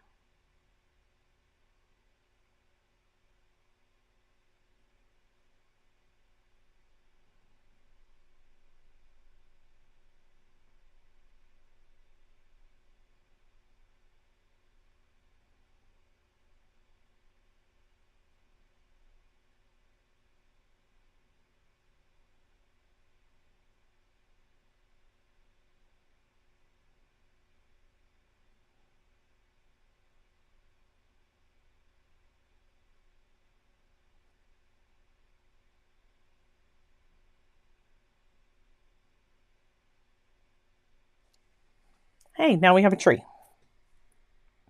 I actually like that a whole lot better than what I liked just a couple moments ago.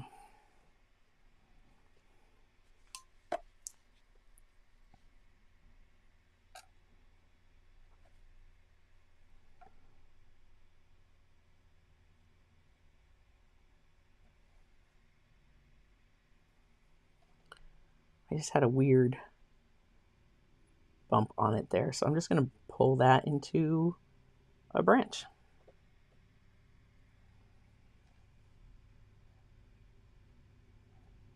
Now again, I'm painting kind of around, looking at where I put some of these leaves and making my branch come out. I can always, extend and add more leaves in a minute. Certainly a possibility. Switching to my 4 long round.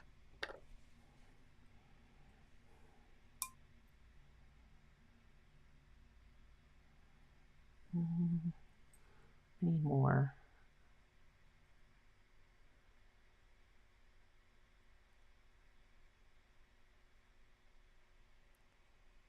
There we go.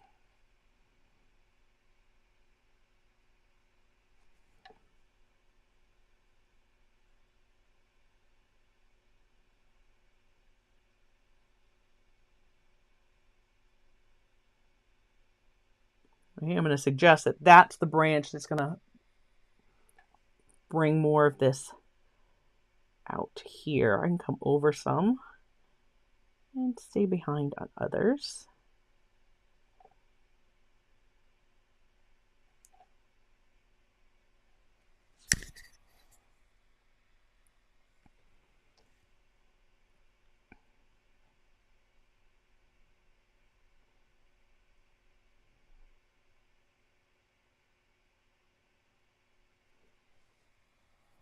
All right, what do you guys think of that now? I was a little hesitant at first. It's a little wonky, but not minding where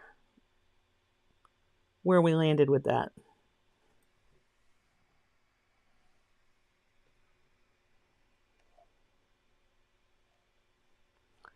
I can bring a spot right out here. Bring it through. Again, I'm just kind of painting in between some of these.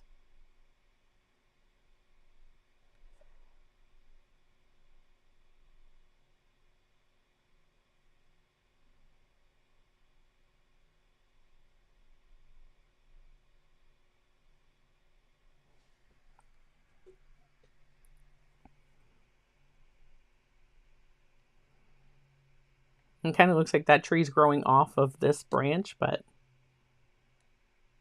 it's fine.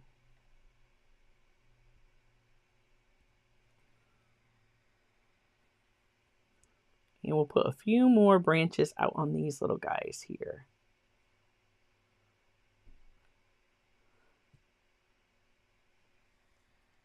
And then I think we're just going to call that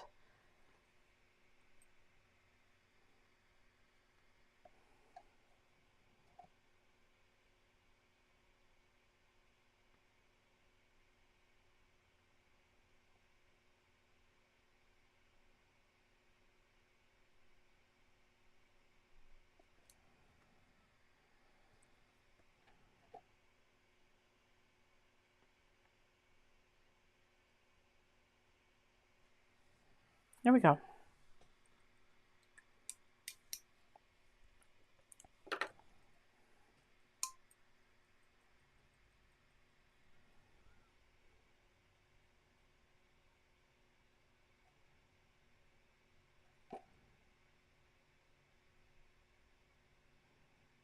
There's some leaves budding out on these. Same with this.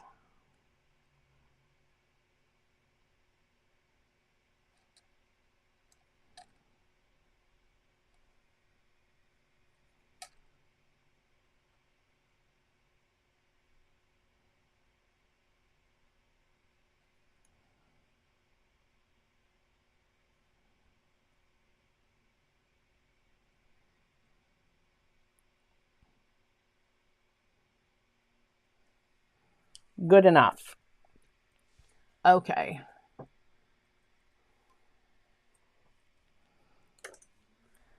Let's grab, I'll move this out of the way.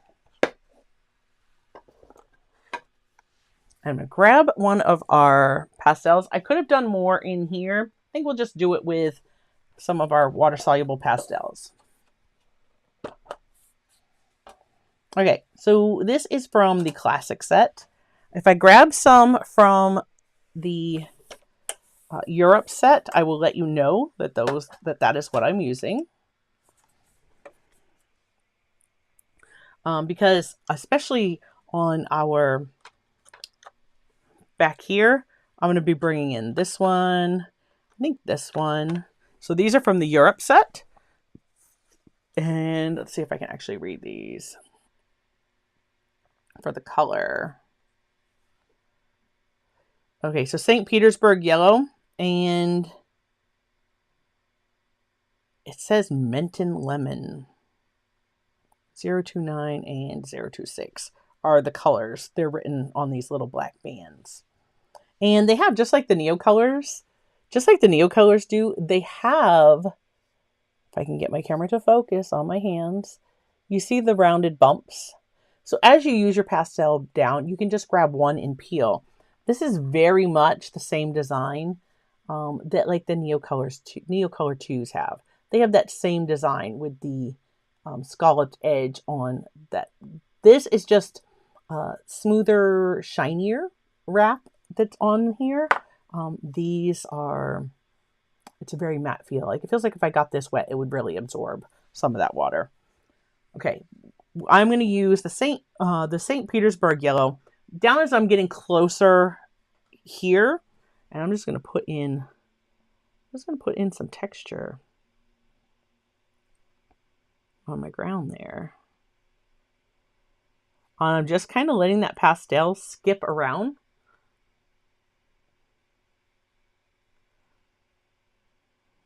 Just picture this is going to come like it's coming down a hill here.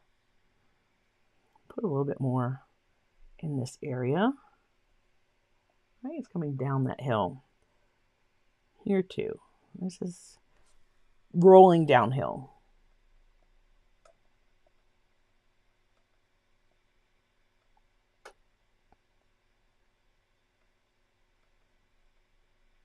I'll let that kind of get softer as it goes that way.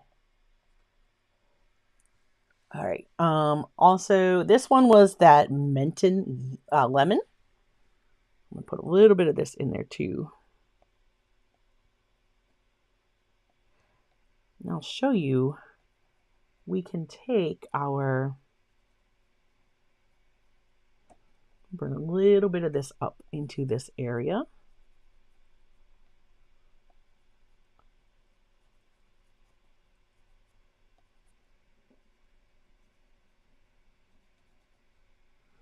And I want this to feel really light, so I'm going to kind of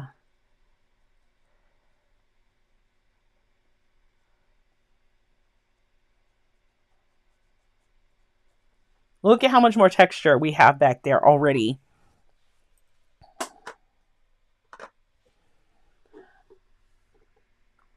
Let's see, from the classic set, this is just plain yellow. Right, this one's nice and bright.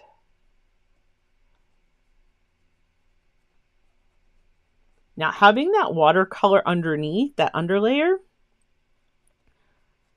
really lets me, like, I don't have to worry about if I filled all the tooth of the paper or not, because I'm using these to add texture. So I'm going to take my size 6 round. Now, this is damp. Make sure I'm nice and clean. It's damp, but it's not soaked with water. I can just come through here and do some little strokes. I'm kind of going in a circular motion. Right? And I'm just blending in, dissolving some of that pigment. Right? If I start to feel like it's not really doing it, I'm still reserving, like, some of that texture still staying. I can dampen my brush again, tap that off, come back and do that again. I really like that central part of the hill staying the lightest.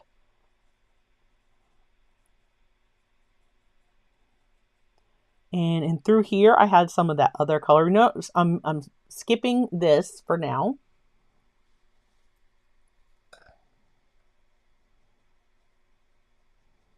I'll come back to that.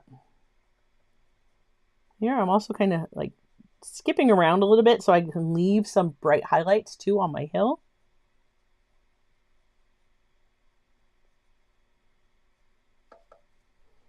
Clean my brush and just come back. Soften that edge. There we go. If you have questions about these, you can drop them in the chat or in the comments if you're watching on the replay. If you would like to see a video that covers these more in depth, please definitely drop a comment and let me know, because that is certainly something that we can do. Again, these are on their great price right now.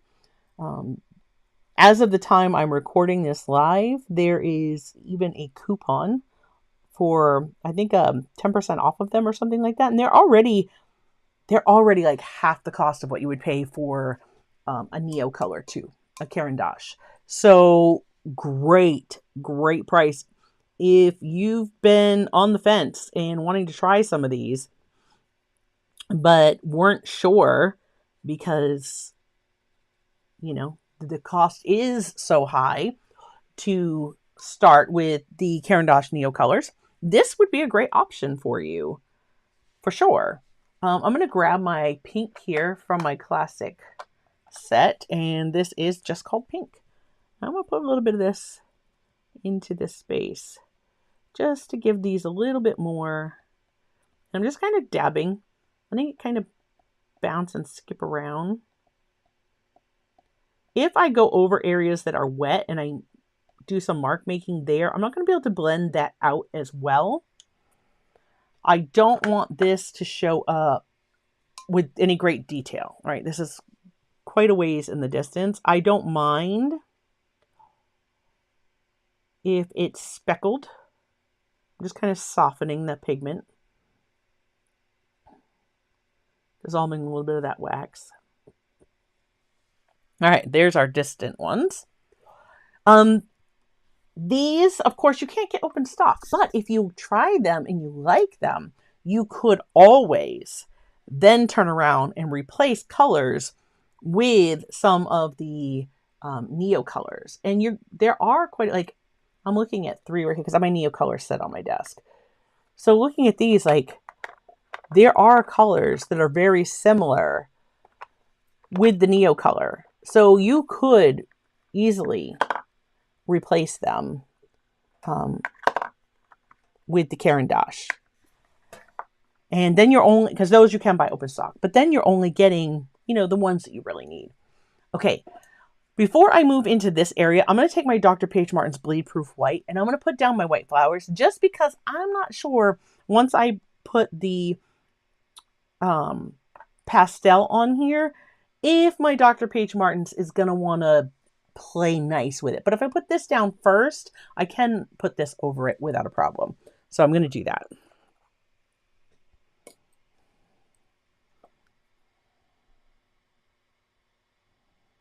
And I'm going to work out of my lid here. I'm using my 6 round. I probably could have used my size 4. Literally up here, this is just going to be like some dabs. Because there's not a lot of detail. I just want you to go, oh yeah, there's white flowers there. So I'm just kind of dabbing it on.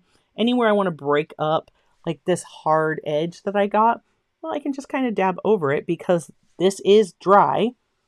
And I know that my bleed proof white will be bleed proof as long as the layer below it is completely dry.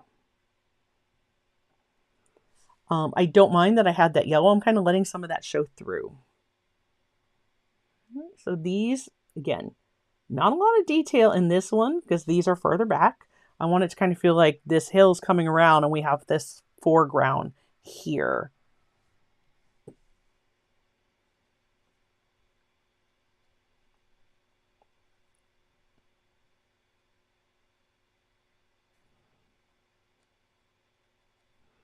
Even some of the areas where maybe it was nice and white of the paper, I'm still going over it because sometimes the bleed proof white can be a slightly different color. Every once in a while, I'm just kind of letting a few spots kind of poke up.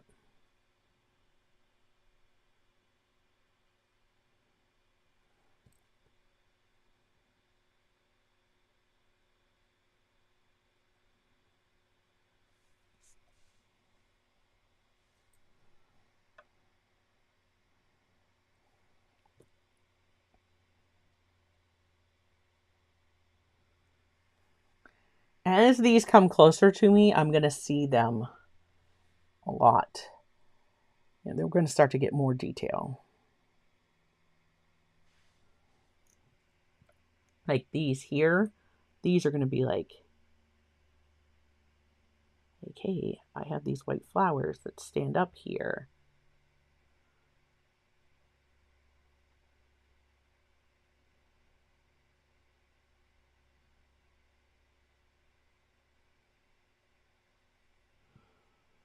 So we're going to transition from, they're kind of soft and flat back there.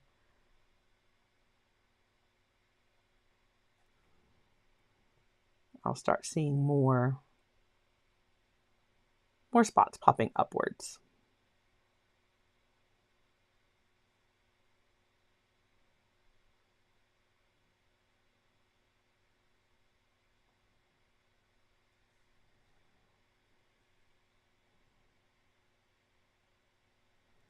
I think I wanted that to be more green, and that's fine. I'll do it with the wax pastels.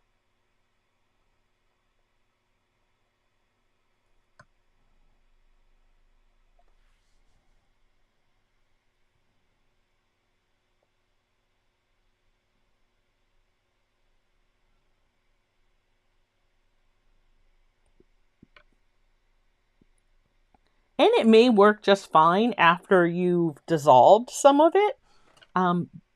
But because I've never tried it before, I figure I'll just go in this order.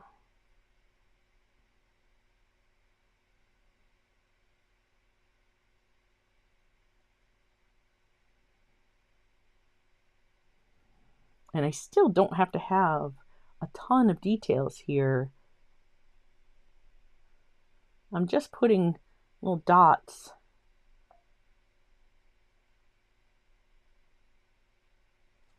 Right?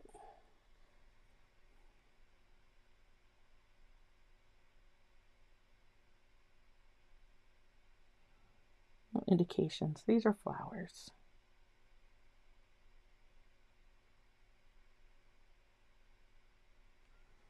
There we go. Same with over here.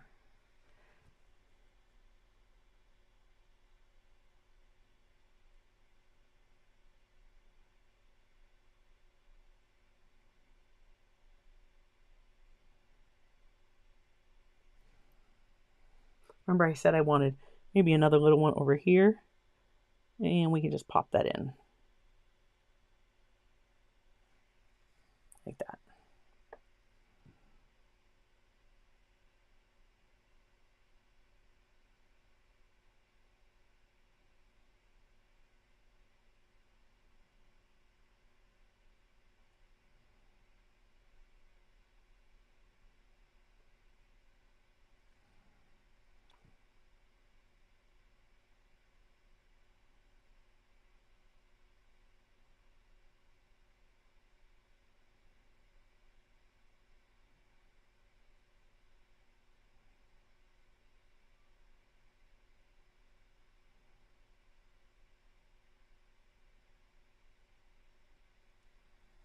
There we go.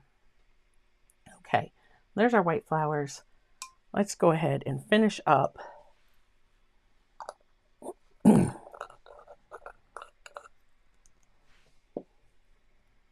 going to take my yellow again. I think I'm going to put a little bit more back here. I'm going to leave these areas to dry. Put a little bit of this bright yellow back in here. I'm going to come back in with, this one is light green. I'm just dabbing.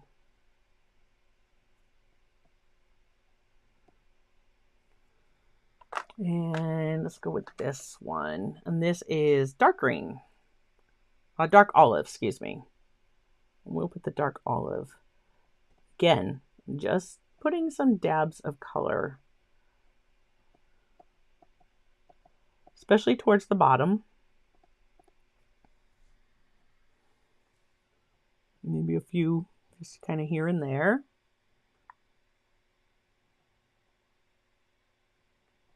There's anything you can leave it like this. You don't have to blend it out, or you can come in with the brush and blend some of that. So if there's something you see that you don't like, maybe you want to move it a little bit, you can always come in and blend that, but you don't have to at this point. All right, let's take that same dark olive, and we're just gonna do some more little mark making here.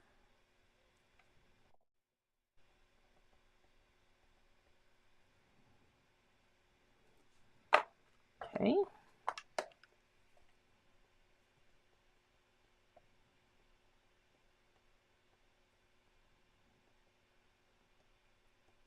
I want to bring back some of this yellow, brighten up this side where my light is coming from. Maybe put some through the spaces.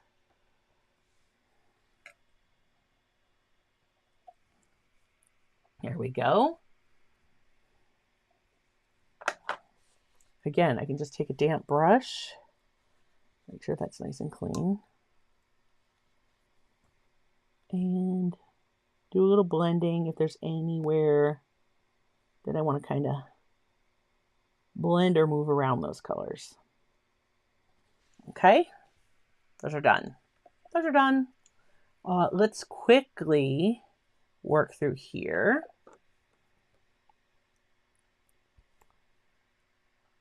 I want this to be cooler, so I'm going to come in for a cooler green. This one is emerald green, and I'm going to put just a little bit. I'm going to tap in some textures here. I'm just putting in dots, right? Literally, I'm just tapping in some dots. As that moves, I'm going to want it to get less and less. And I will switch up to my light. This is my light olive.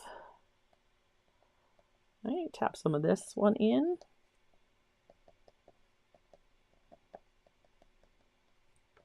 Okay, so the watercolor I had there, this is like the mid value. Again, I'm just going to bring this through here.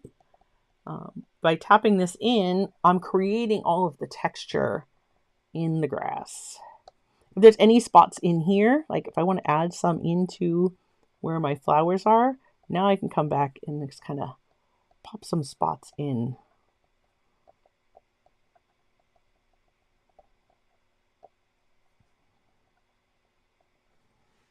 really want like a, let's try, this is from the other one. It's called Amsterdam Yellow Green. So this is in the Europe set. And I'm just kind of blending back this way a little bit more, some of these dots in here, so that I can get a nice transition through this space. And I'm going to take this same green and maybe bring it right along some of my, where some of these pink flowers are. Maybe some of these spots that were white, we're going to put a little bit of this in there. There we go. Yeah. I'll bring that right over and down into this space.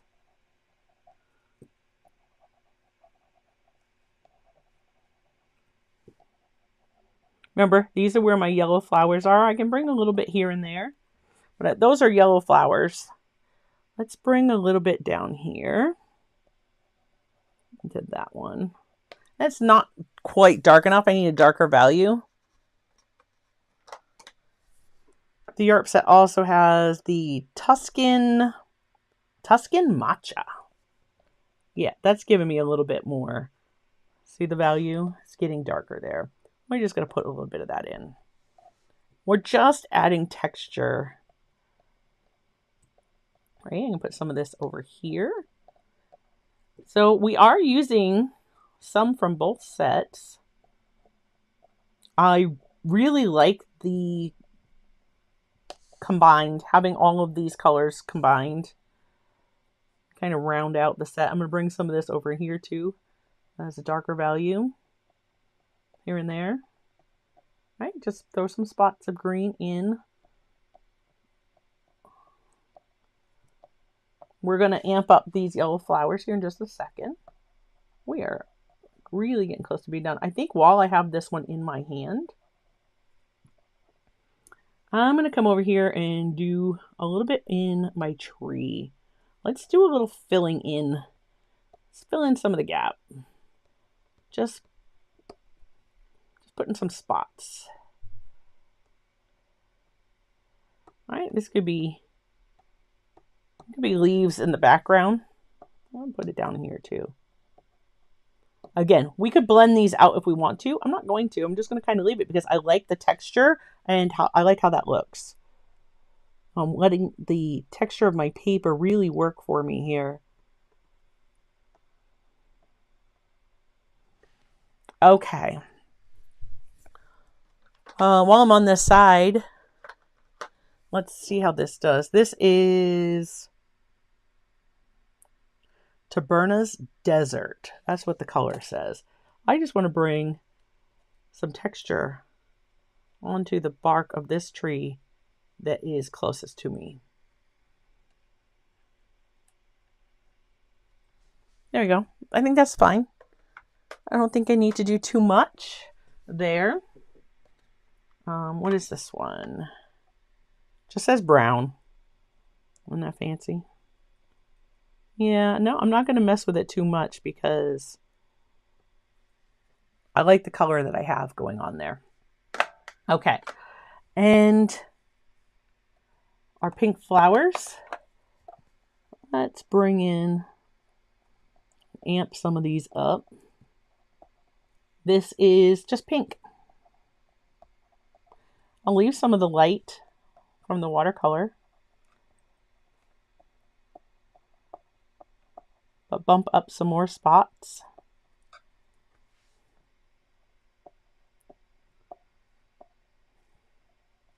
And let's grab,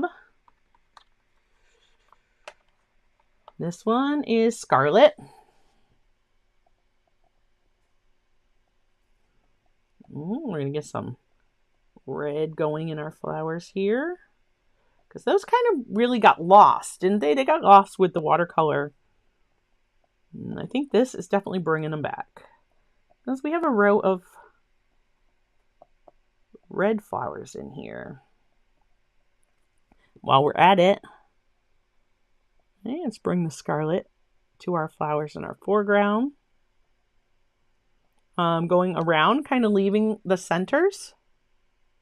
I like the way that worked out. All right, what do you guys think? This one is carmine. So it should be a cooler red. Just going to add some more spots. Maybe put a few dots in with my pink. Just here and there. Trying to keep my brain from making patterns. Keep it random. We are almost done. All right. Thanks for sticking with me. If you are still here watching, I appreciate you. If you are watching on the replay, thanks for hanging out.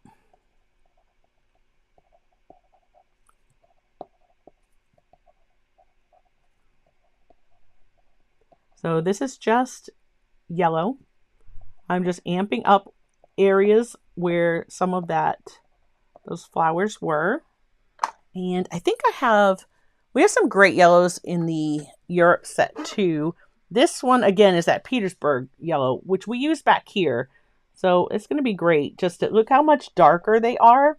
And it just kind of gives, I'll bring this up closer so you can see it.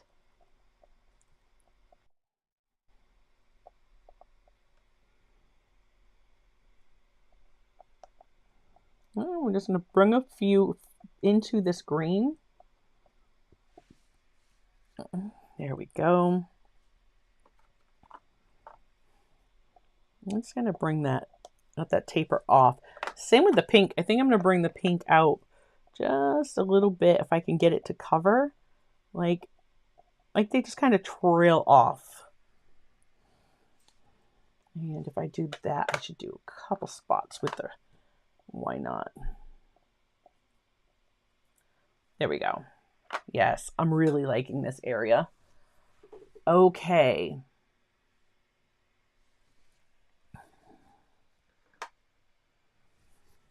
Let's see. Any last details? I think this is ultramarine. I think I want to kind of, I don't want to do a lot. I want to get a little bit. I'm going to try to blend this out. I'm very, very light pressure here. I'm like, is this a mistake? I don't know, but we'll see. And I am going to blend that.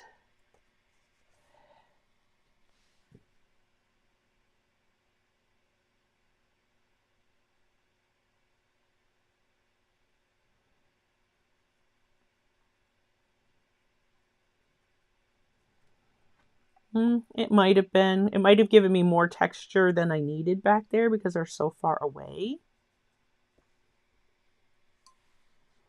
I just felt like they could have been a little bit darker. Will they lift? Oh, they lift a little bit. Not really thrilled about that.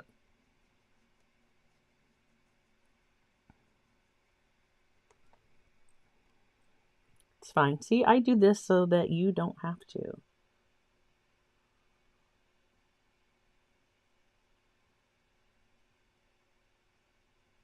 I'm just gonna work that color in. It's fine. It's a little dark up here. Let's see if we can't clean brush, kind of bully that color back down a little bit more. Yeah, it's fine. It's fine. And now I'm like, all right, let's see. How about this? We'll take the color right off of our pastel, like on our brush. This might be a little bit better idea.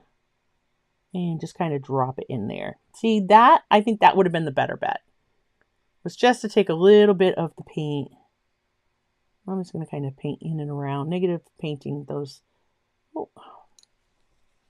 I pulled my color on my trunk there.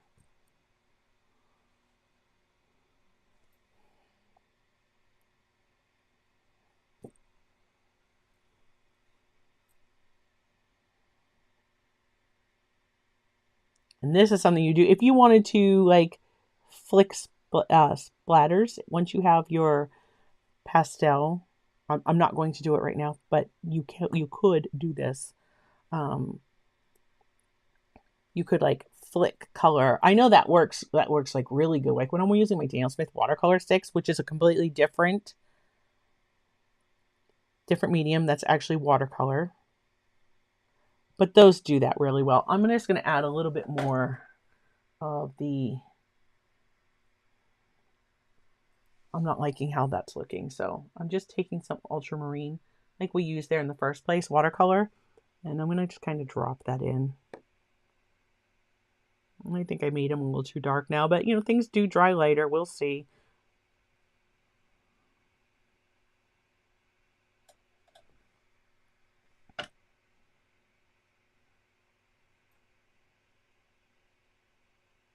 It's fine. It's fine. I just want to keep... It gets too dark. All right, I'm leaving it alone. If I could go back and tell myself, don't do it, I wouldn't do it. All right, let's get just a little bit more. This one is malachite green. It looked like it was going to be a very cool green. You just want to get some more, right? Like we're getting cool colors from like the shadow of the tree. It's very different green than the rest of the... So we'll put it in a few more spots here in our foreground. Oh, see that? I had that there. I was going to put a couple yellow flowers there, wasn't I? Let's put a little bit of yellow in that. We'll just work around it. Now there's 3.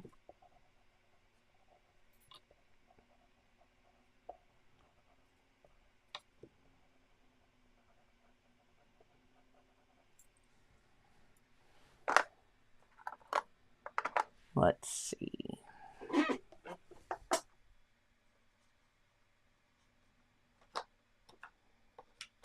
What is this one? This is from the Europe set, and it is...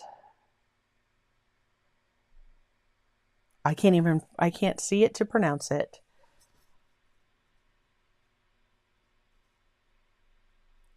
Thundersea? I don't know. But another green. It's another green.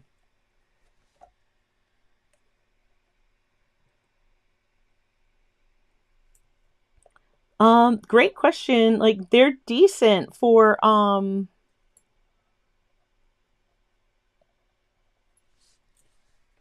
the question was,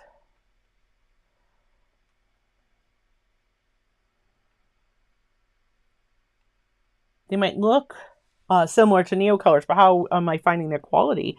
As far as like being able to, the way that they lay down, that's very similar. I am able to blend them pretty easily, so I'm liking that.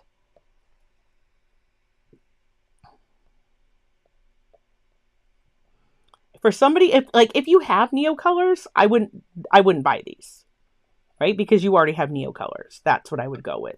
But if you've been interested in the water-soluble wax pastels and you don't already have Neocolors, then I would say absolutely, like, give these a try and see. The Neocolor quality is, just a touch better, of course. I would expect it to be. It's Caran d'Ache. And as far as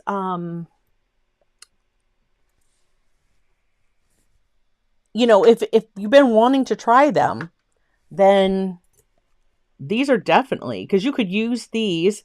They're not available open stock, and at least not to my knowledge anywhere. And then as you start to use these up, you would be able to then replace them with colors like in the Neocolor line. That's what I would do. I love that I have them. In fact, now, like if I have, sometimes I have whether it be nieces or nephews. We don't want to discriminate there, right? Or young artists over that want to paint. Like I just gifted a set of these to a young artist in my family for her birthday. I think it's a great way to start with the medium. It's certainly something that you can, then if I use up all of this, I can find a color that's almost the same as this in the Neo color line and replace it. And I could slowly build my collection of Neo colors that way. That's what I would do. I hope that answered your question pretty well. Oh, I'm so glad you shared that. So Berlina says, here in Germany, right, that these eye crayons are more expensive than Neo colors. That's mad. Neo color too is top quality, hence top money, but never been disappointed. Yeah, if the eye crayon brand costs you more than Neo color does, then I would go with Neo color, hands down. Like that's, yeah. All right, what do you guys think? Look at how much more texture these can bring to your watercolors. Like, I think they're definite plus to have with the watercolors. And of course, we know the best part is peeling that tape. So let me just blend a little bit of this out.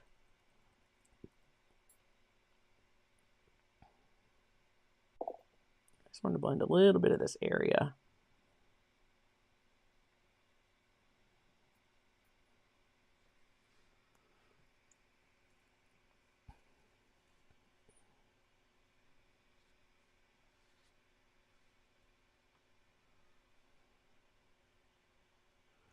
Yeah, if you already have Neo colors, this is not something I would say is for you because you have the Neo color 2s and that's a great product already. You can do everything that I've done today absolutely with the Neo color 2s. All right, let me warm this tape up. I'm going to set these aside. I'll pause you or mute you for just a moment.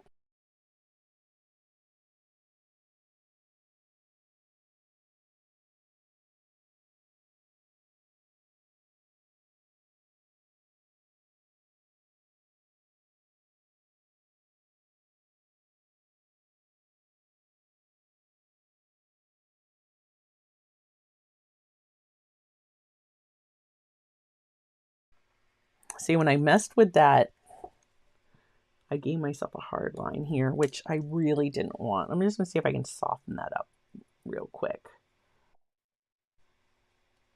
Because I didn't want that back there. And there we go. Just soften that out. Okay. A little bit right here too.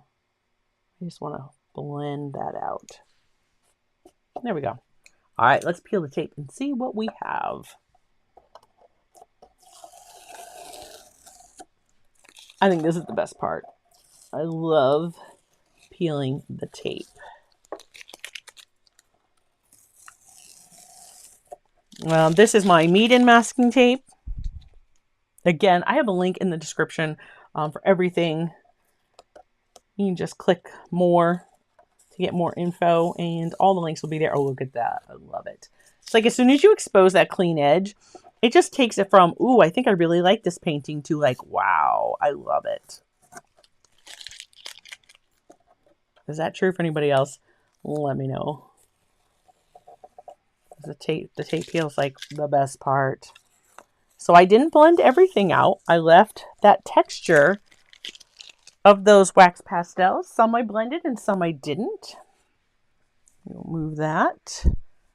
And I will bring you in for close-up. So here was my practice piece. I didn't put any birds in this one, but you certainly could if you wanted to. Have some birds flying around those trees back there. And then here is our May calendar page. We'll bring that up close so you can see the quote as well. The true work of art is but a shadow of the divine perfection, Michelangelo. And then there's another quote down at the bottom. There's our May calendar page. I hope you guys like this one. thanks for sticking with me. And that was a look at the eye crayon, at the end anyways, of the eye crayon water-soluble pastels. Again, I had the classic set